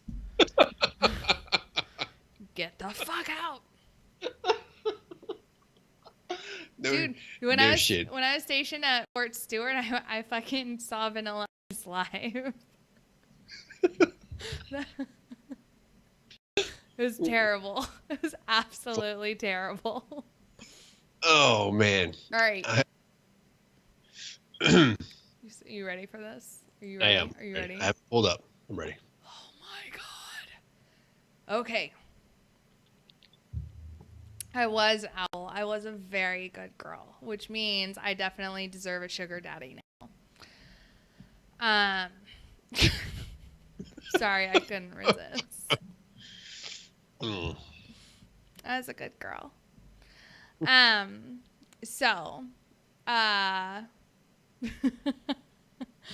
Federal immigration officials have arrested more than 150 individuals in violation of federal U.S. immigration law in Northern California this week, despite the Oakland mayor warning of an impending raid. So ICE made the arrest in the San Francisco Bay Area. Woo, the Bay Area! starting Sunday as part of, quote, targeted immigration enforcement operations, the agency told Fox News on Tuesday.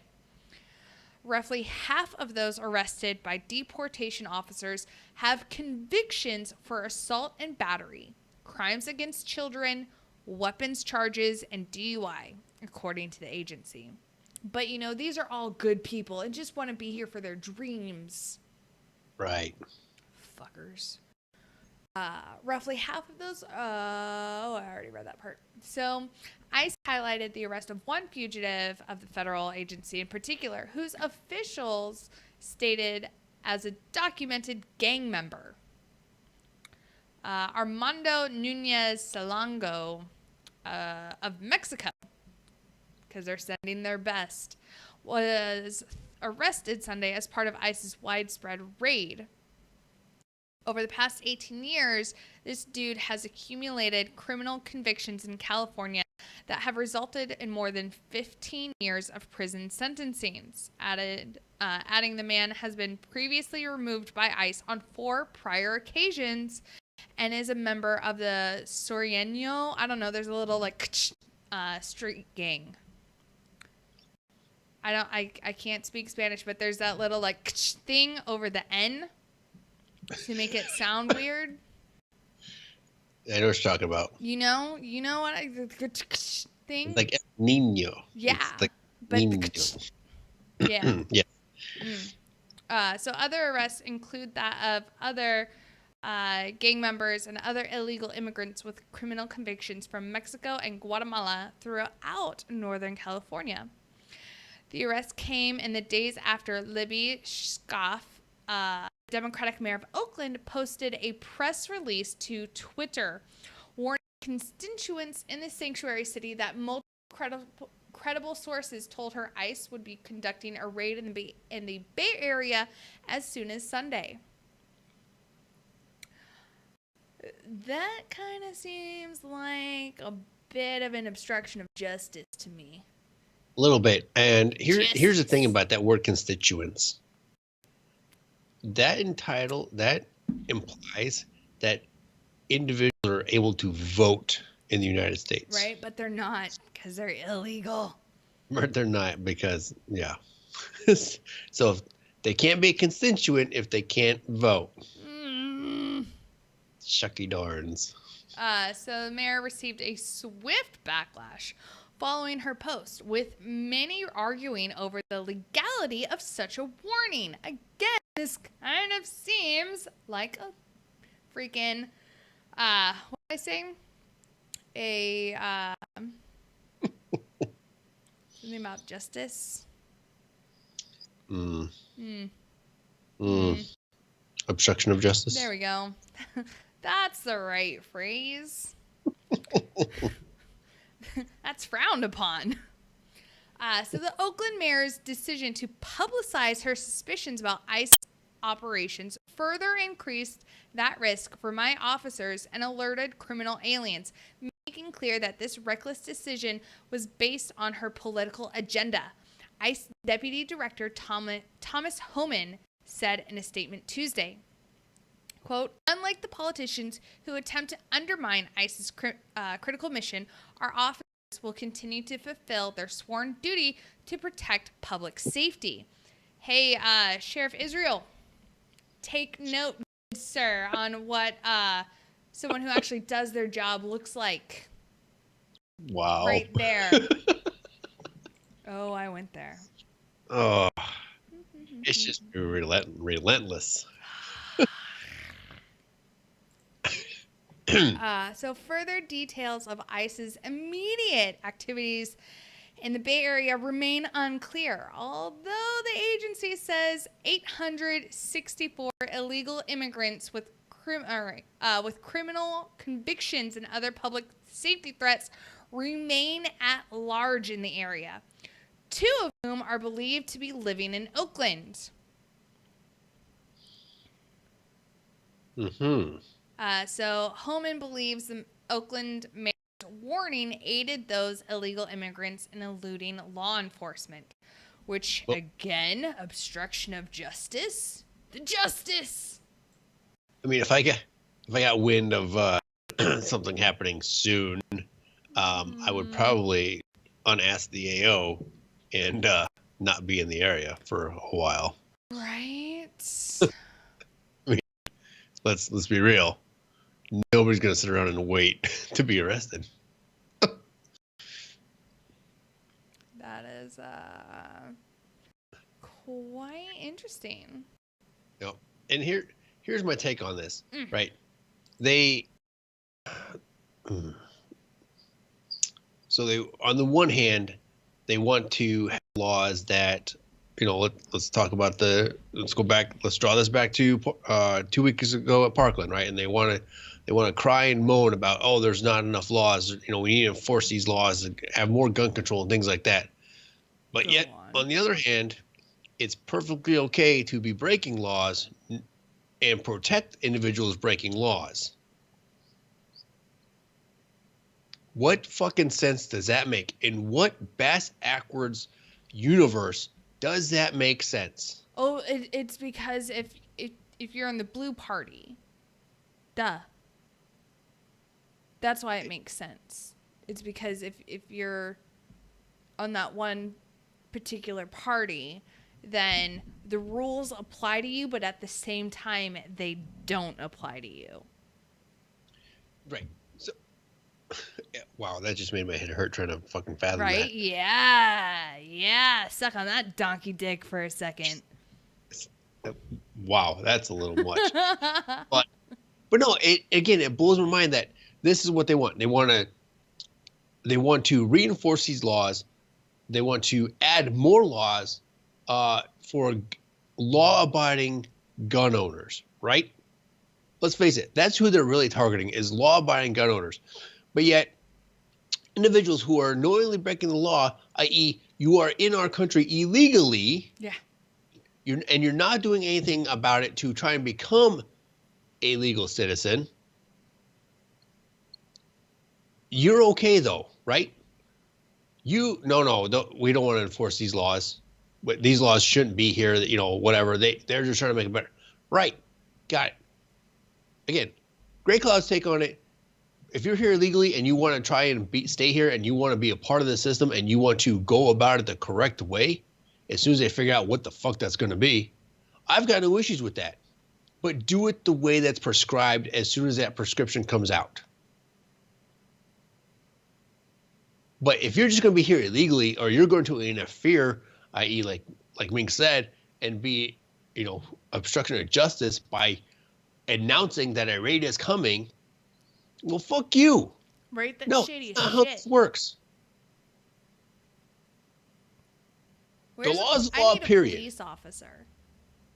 I need a police officer. I need to talk to a police officer right now. Grey Cloud, can you call 911 for me really quickly? What? No. Well, no, I want to talk to a police officer.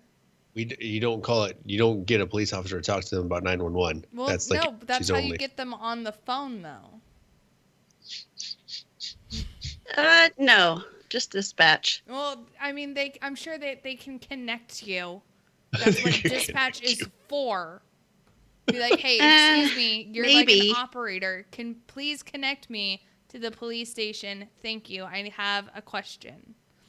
And then dial a local police station's number. No, I don't know that number. I know 911. I know 911. Well, that's good. Yeah, I know. It's like it's Facebook Live. like just go with it. It's fine. We're fine. It's literally like the only phone number I have memorized at all anymore. Really? Yeah, 911. Or if I'm in, Europe, 999. Oh, hold on. So here we go. In the Facebook Live, Heath Barlow says he works for Sheriff's Office. Heath, I have questions. Is what the Oakland mayor did, is that technically obstruction of justice, considering she put out a warning to illegal immigrants that, hey, by the way, they're doing a raid. You might want to, get the hell out of Dodge for a couple days until they wrap up operations. And then you can come back. Yeah, and then you can come back. Right? Is that like, is that technically...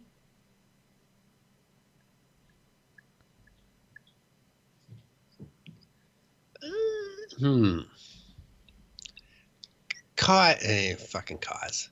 Cause poses something interesting in the chat. Is that what's the difference between announcing an ICE raid and holding a sign saying speed trap ahead? Well, who's holding the sign? What? I have questions. I mean, she's got a good question, though. Who's holding the sign? Is it the mayor of the city holding the sign?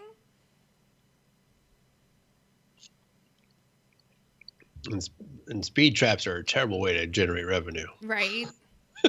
Heath, you should be ashamed of yourself if you do speed traps. Just run up and down the road like everybody else and catch them that way.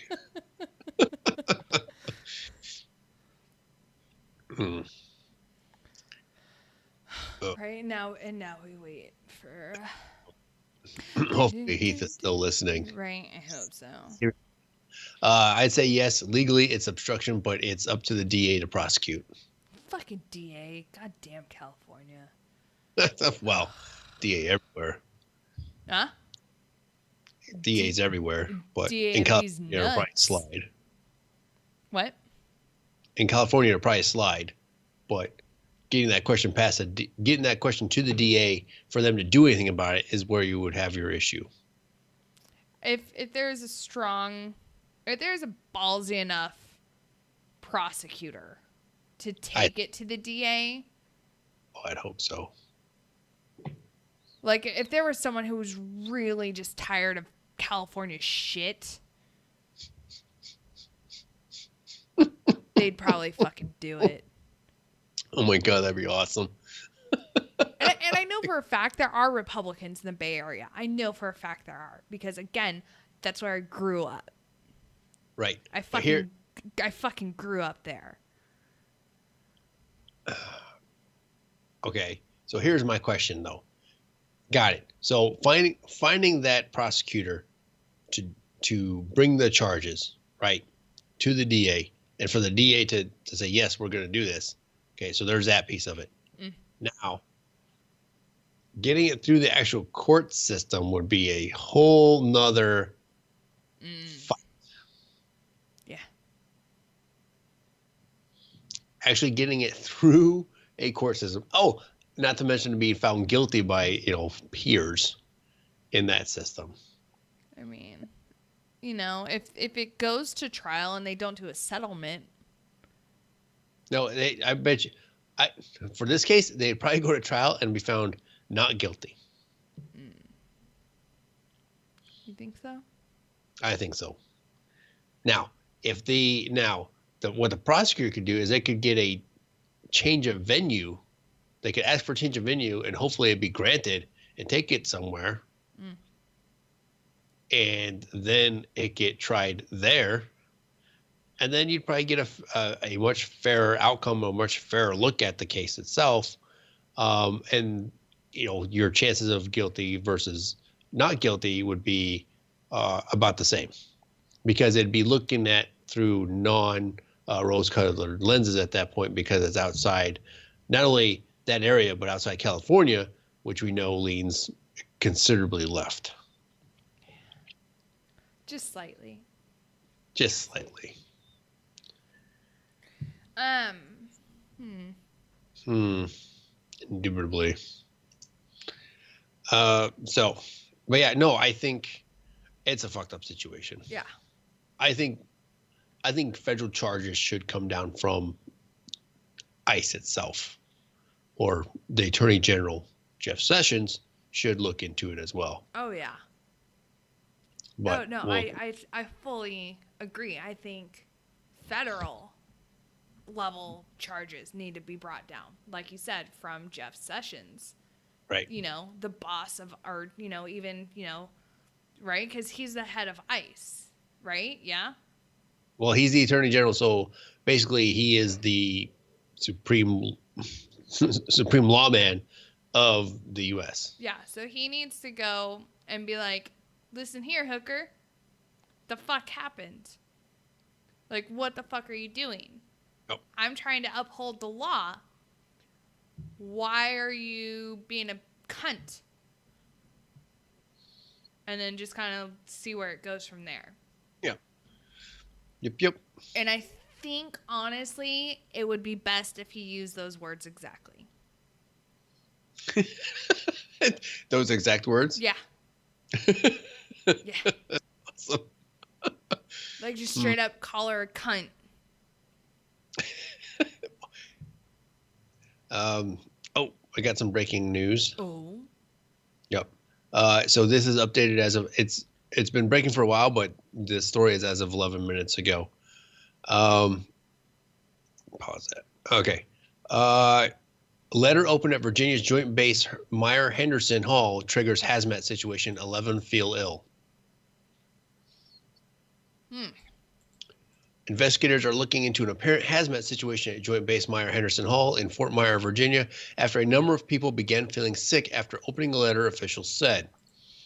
Arlington Fire, one of the units responding to the scene, said 11 people started feeling ill after the letter was opened in an administration building. 3 patients were hospitalized and were said to be in stable condition.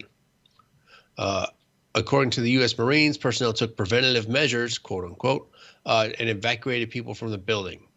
Several Marines are receiving medical care as a result of this incident, they added. According to a news release, the affected building was investigated and cleared. Joint Base Police Department officials are working with local hazmat teams, NCIS, and the FBI, the news release said. The letter was removed, and NCIS and FBI are conducting a joint investigation. The letter was taken to a lab at Quantico for further examination, ABC News reported. The base is located outside Washington, D.C., near the Pentagon. And that's the end of the story right there. But it's very interesting that...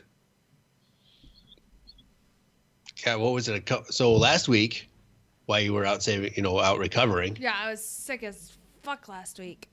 Yep.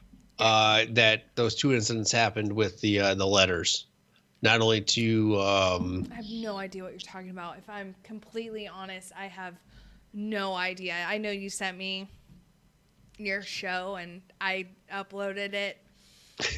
Yeah. So last week, Trump Jr. Got a letter delivered to his home in, I think it was New York, where they opened it and the white powder came out. Awkward. And it turned out to be non-toxic substance. And then that same day or the day prior, the House of Commons in the UK received a letter as well. That's awkward. Someone's testing things. I mean, that leads you to believe on what's actually going on because, and this is more like Jay Reddy's lane of the tinfoil hat stuff. No, someone's testing things. No, that's exactly what it is. That's fucking exactly what it is. Someone's testing our response or responses to threats like this because this is exactly what happened with the whole anthrax thing. Yep. Which is why they started using anthrax. That's why they got away with it at first, is because like people were shipping powder and everyone was like, what the fuck is this? And like, fucking didn't really pay any attention to it. People started getting sick and they were like, oh, it's fucking anthrax. And then anytime someone got a suspicious package or envelope in the mail with white powder, it's like, oh, fucking hullabaloo, like anthrax. Yep. It died down. And now this is the third incident in 2 weeks now. And so now it's almost like they're testing the waters again to see what are they going to test it for? Response? A response? What kind of like chemical composition are they going to test it for? Like what can we possibly get away with? Right. And I don't want to speculate on that. Because that's just out there. Seth Costin in the Facebook live chat, he just read that and he goes, your first red flag should have been, who sends a letter anymore? Right? Yes. No, exactly. Seth. Yes. Thank you. Right? No, the only letters I get in the mail are fucking bills. Like if I get anything from anyone else, it's from my grandmother who's in her fucking mid 80s. If I get anything from anyone else, I'm like, who the fuck is this? An official government correspondence come via mail, i.e., if the IRS wants to, audit you or they're going to send you a bill, it's coming in the mail. Right, but no, fucking. Who the fuck sends snail mail anymore? What the fuck is this? 1990s? Get the fuck out of here with this bullshit. But it's interesting that, again, this is the third incident in 2 weeks of something of this nature. So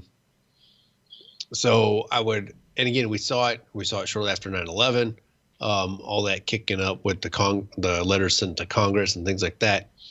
My question is, will we see other incidences of this happening in the next few weeks? Right. Because it seems to come in spurts, right? And then is it a single individual? Is it, there's all these unanswered questions and there's all these unknowns at the moment, and it's gonna suck if this becomes an issue. Friggin', the one comment above Seth, going back to our first conversation with Oakland, the mayor should resign. It's apparently a conflict of interest for her to uphold the laws, much like a conscientious objector. I agree with that. Yeah, I fully agree. Yep. And I think any mayor or politician who puts the welfare of non-citizens above, especially illegal non-citizens, above citizens, especially when it comes to something like, hey, ICE is doing a raid, get the fuck out. When it comes to something like that, you need to step the fuck down. Like, plain and simple, because it's quite clear you give more of a shit about that person than you do about the person who is actually legally able to vote for you. And again, so here's my question, though. But is there some kind of, for something like that, obviously, there's got to be some kind of numbers game or some shit like that they want to protect all these people. Is there some kind of extra aid that these cities get for this? Is there some kind of extra federally. Monetary kickback that they get for having X amount of people? Not federally. Not statewide. California's broke. So my question is, why protect them if it's a drain on your economic livelihood in your city, county, state?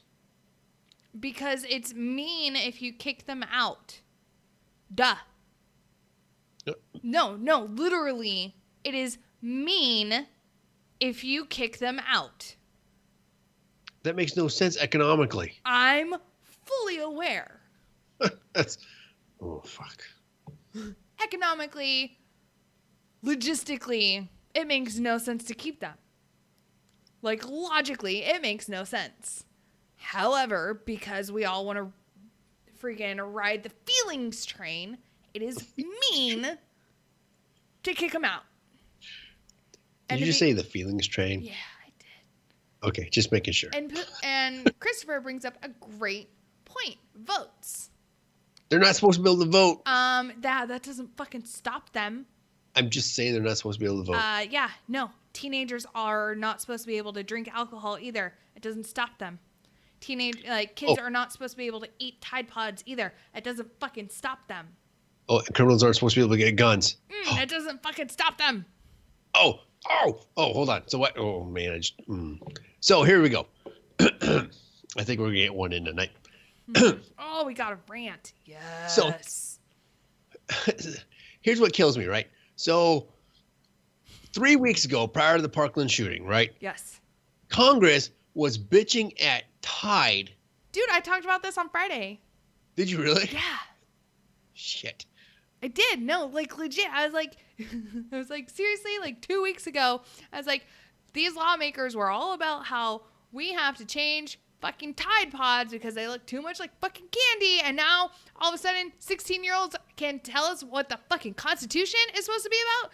And then I would start going off about how 16-year-olds don't have enough life fucking experience to tell me about the goddamn Second Amendment. When, one, they haven't even learned about it in high school yet because they don't learn about it until their senior fucking year when they take fucking government. Right. But living through this makes them constitutional experts, apparently, and gun law experts on how to make this happen. Yeah. You're fucking idiots. Yeah. All right? You're being used as pawns. This fucking whatever, this fucking hoe guy is not a constitutional expert. He's not a fucking gun law expert, right? Dude, he's they want full good legislation. Okay, let's go back to 1999 and the Columbine massacre. Oh, I remember that. You remember? I remember. I remember. I remember. Here's the thing about it, right? What did Clinton sign? He signed the assault weapons ban. Yeah. Okay. He signed the assault. Why? It was feel-good legislation. But when you really looked at the assault weapons ban, if you really truly looked at it, the weapons that were on that list that he signed in the features, a lot of them could not be purchased in the United States anyway. Right? Yeah. It was feel-good legislation. That's what blows my mind about it. And that's what they want here. They want feel-good legislation. No. They don't want common. And again, you go back to what's common sense gun law. They can't fucking tell you what a common sense gun law is. They just can't. No, they want to go back to. They want to go back to freaking muzzle loading muskets, where you attach like fixed bayonets, like the triangle bayonets, where like if you stab someone, like that's it, because you can't fucking fix that fucking wound. You can't fucking do it. It's medically impossible. But you know, you fucking. Have you seen that meme? Oh my God, it's hilarious. You fucking pack some grapes, like grape shot into your fucking cannon at the top of your stairs. Shoot it out.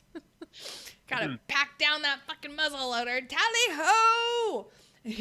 Just like the founding fathers intended. Yeah, because, right, and then everybody, and there it was, tally-ho, lads. Tally-ho! So it blows my mind. Again, like you said, 3 weeks ago, Congress needed Tide to change their packaging and their marketing because it looked like fucking candy. I'm sorry. Somehow. What? Why would you eat detergent to begin with? I don't know. And then they started smoking it because eating it wasn't cool enough and it had started to lose its coolness.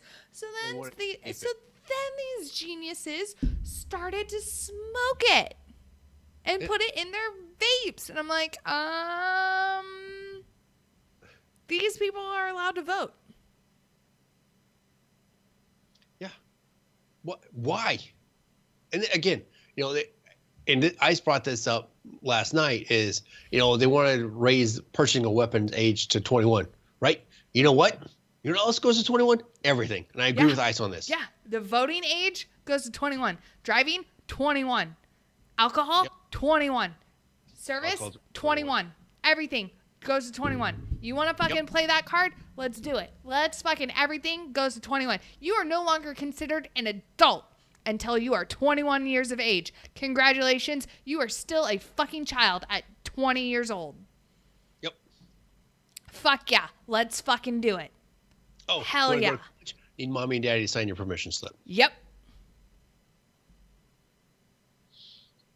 Hell fucking yes.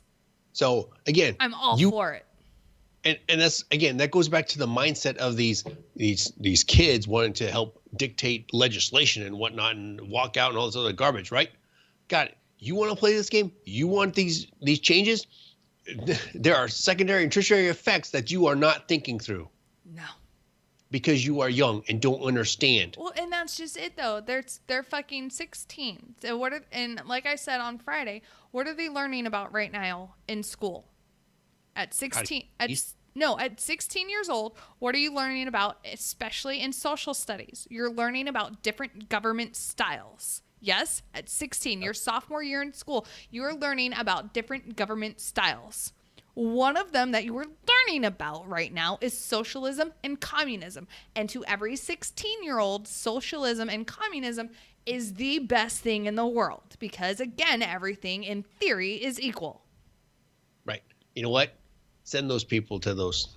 Yes. No. And hell yeah, that's what we need to start doing. Like, oh, okay, you think this is so great? We're going to send you on a 3-month trip to Venezuela. And we're just going to send you there.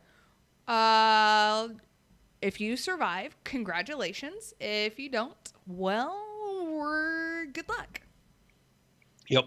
Again, oh, man, these kids, it blows my mind that, these kids are so smart. They should, we should be listening to them more often. No, motherfucker. No. Right. They are kids. And then fucking Obama. Oh my God. His mother. I am so glad that jackass is no longer president. Tell us how you really feel. Oh. Fucking cannot stand him. One, his presidential portrait that is in the Smithsonian is hideous. It is hideous. Are you fucking kidding me? Whoever fucking, and I get it, like they wanted black artists to paint the black president. What the fuck ever. He's half black. Let's fucking get that written down in the fucking books, right? He's half white. Let's all remember his mom is fucking white, okay? Let's fucking all remember that shit. 1, 2. You take his portrait and compare it to, I don't know, Kennedy's. His looks like straight up like toilet paper and garbage compared to Kennedy's. It's absolutely laughable. Michelle's doesn't even look like her. Like, I don't know who the fuck the artist was painting, but it wasn't Michelle.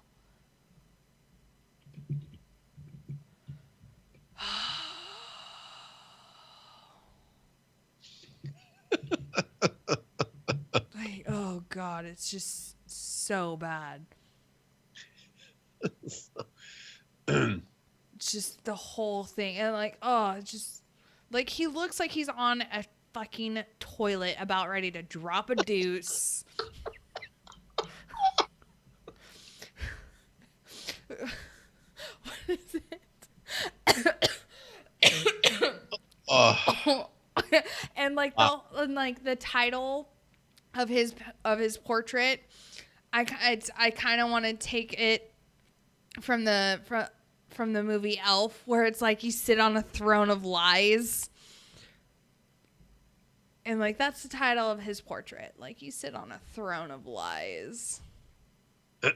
So Pete Penn in the That's how I really feel. Pete Penn in the Facebook live chat. Hey, the action of my generation I don't condone. May I keep my privilege? I'm 18 and just enlisted in August. So based on that phrasing, work on your grammar, 1. Yes, because like I said in the comments, you are ahead of your peers already in that generation, because at least you had the intestinal fortitude to enlist and serve your country. So I will grant you to keep your privileges. Right, I guess. We'll allow it. We shall allow it. But no, again, it goes back to paint a gorilla. What? Heath words, not mine. Harambe will not stand for this.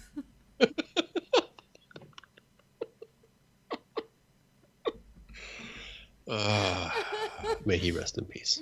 May he rest in peace. Or whatever. I don't know. I'm not fucking Catholic. I don't know how to do that fucking cross. I don't fucking know. Harambe. No. You should never. And like I fucking said earlier, where are these that fucking David kid? Just Hogue. David Hogue, yes. All right, Hoagie. There's not enough time to go down that road. Child. 1. That motherfucker is a total crisis actor who denies being a crisis actor. Like, let's just fucking call it what it is. And I love how everyone's like, how dare everybody call these kids crisis actors? I mean, they kind of are. But, you know, whatever. They are, though. But they are. No. I don't understand how he could ever defend Sheriff Israel for not going into the school. Yeah. Right? You had one job. You had one job to do. Right? You know, like, if anything, I would almost, like, lash out at that motherfucker and be like, you could have saved more people. Yeah. Oh, he totally does. David Hogue has information leading to Hillary Clinton's arrest. He fucking does. Or his dad does. Oh, my God. Oh, my God. That's it. Oh, my God. My God. Where is Jay Ready? What? That's it. Oh, my God. I need my tinfoil hat. Brethren. Where's Pookie? I need Jay Ready. Grab the tinfoil. Joe, yes. Okay, so this is it, right? So David made it clear that his dad is retired FBI. Yes. Right? Which one? I don't understand why you would why you would announce that, unless for reasons, I guess. Mm-hmm. Spectacles, testicles, wallet, and watch. Fuck you. Oh my God, then, that's awesome. Fucking, oh my God. It makes so much sense. So, David's dad has shit on Hillary Clinton. But then, to save his dad from, committing suicide by double tapping himself in the back of the head,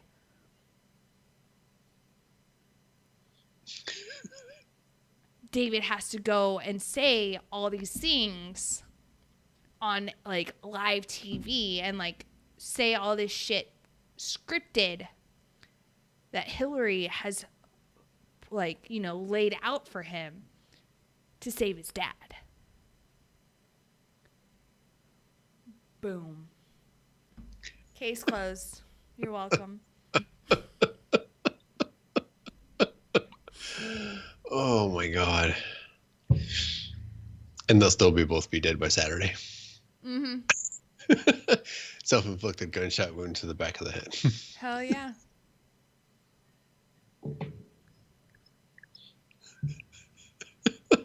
Oh my God. Oh my God.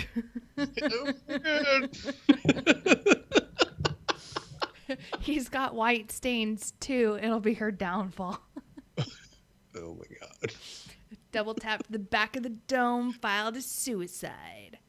Well, right? I'm just because saying it's that's possible if you use both your hands. He was double fisting. Yeah. From the same weapon, mind you. Oh, that would be impressive. Just saying. Hell yeah. That's exactly, yeah. But they wrote a note. See, everyone knows. Everyone fucking, you guys fucking know. Wow, would that be creepy though if that did happen?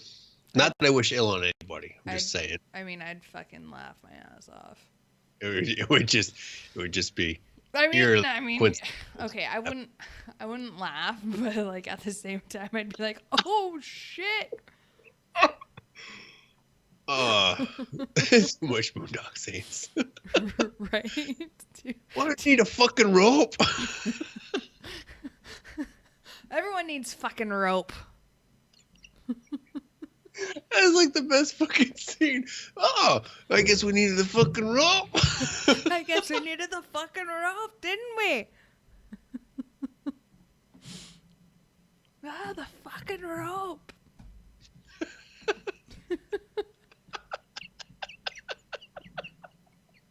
Oh my God.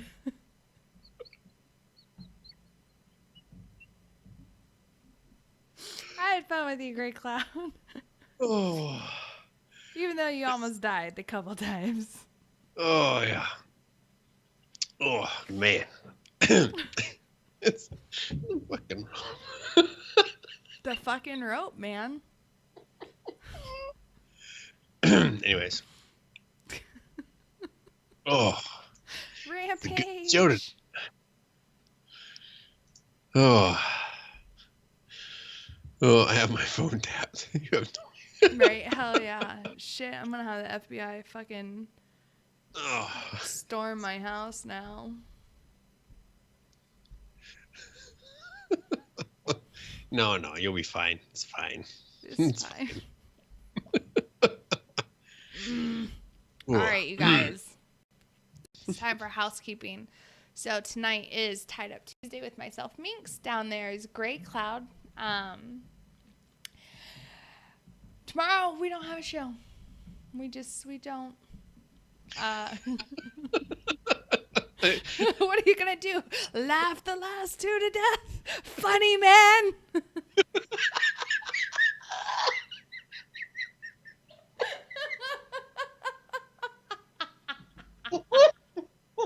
Fucking Joe.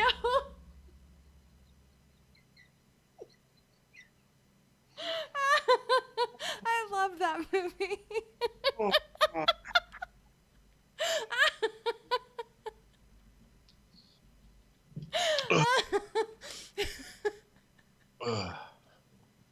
Oh, this is amazing. Oh my God. Housekeeping. Tied up with a rope. So tomorrow we don't have a show. Thursday we have Sergeant's Time with Ice. Almost said Great Cloud, but it's not Great Cloud. It's Mike Golf.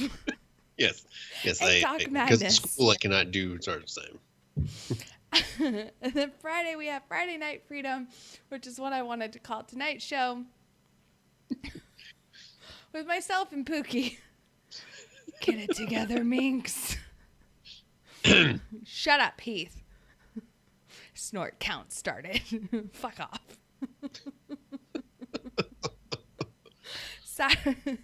Saturday we have Saturday Night Savagery with Jay Reddy and Pookie. Sunday we have the Green Room with Jason and Charlie. That's our 420 friendly show. Monday we have the Monday edition with Ice and Flash. And then we're back here for Tuesday, Tied Up Tuesday with myself and Great Cloud. Now, our upcoming guests on next Monday. We have screenwriter Adam G. Simon. So Adam G. Simon is a Los Angeles-born actor and writer. In the early 2000s, he started his professional career acting in theater while working as a bodyguard and close protection specialist. Adam is the writer of Man Down, a post-apocalyptic thriller directed by Dito Montiel. Adam continues to write and act. He works as a script doctor and creator of original content for television and film. Adam was on the show last spring and will be returning to talk about his latest project, The Raid. Now, next Friday, March 9th, will be our 3rd birthday. We're going to be 3 years old. And we're going to have a special guest. I'm so excited.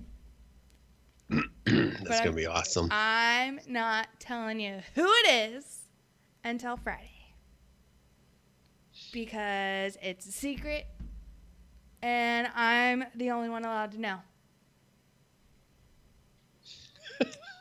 That's awesome. Well, there you have it, Nation. So there. No, boo-boo. Sorry, I can be kind of bratty sometimes. I'm sorry. I'm not, though. I'm not. It's going to be fucking awesome, though. Our show on March 9th is going to be fucking amazing. It's a Friday, and you guys need to be fucking here for it, and it's going to be fucking awesome. Hold on. Let's see if I can do like a triple chin for it. Ready? You guys ready for this? Like, oh, there it is. Unbelievable. Oh. Oh, there's ice. Oh, there it is. Shut up, David. Oh, did he tell me to shut up?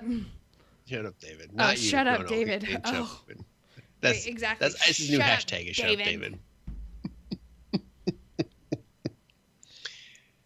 But yeah, that's our show, you guys. Thank you so much for tuning in. Oh, right. Whoa. Did I get a sugar daddy tonight? I don't think so. Damn I don't know. We should follow up with Casey Lynn on that, though. Ugh, I do. I need to go to. I do. I need to go on that fucking 80s cruise. So if anyone wants to be my sugar daddy, message the page. Hey. She says she would reward you for the whole week. I will. I'll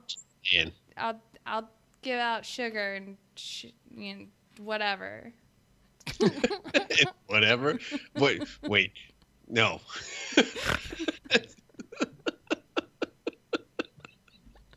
You gotta message the page, Heath. There's an application process. There's a whole application process. Right? Mom and Spanky have to approve. It's not my say. Yes, we do. You better impress us. All right. We'll see you guys on Thursday for Sergeant's Time. Have a great evening and have an awesome Wednesday, you guys. So, yeah, we'll see you guys Thursday. Bye. Good night. Night.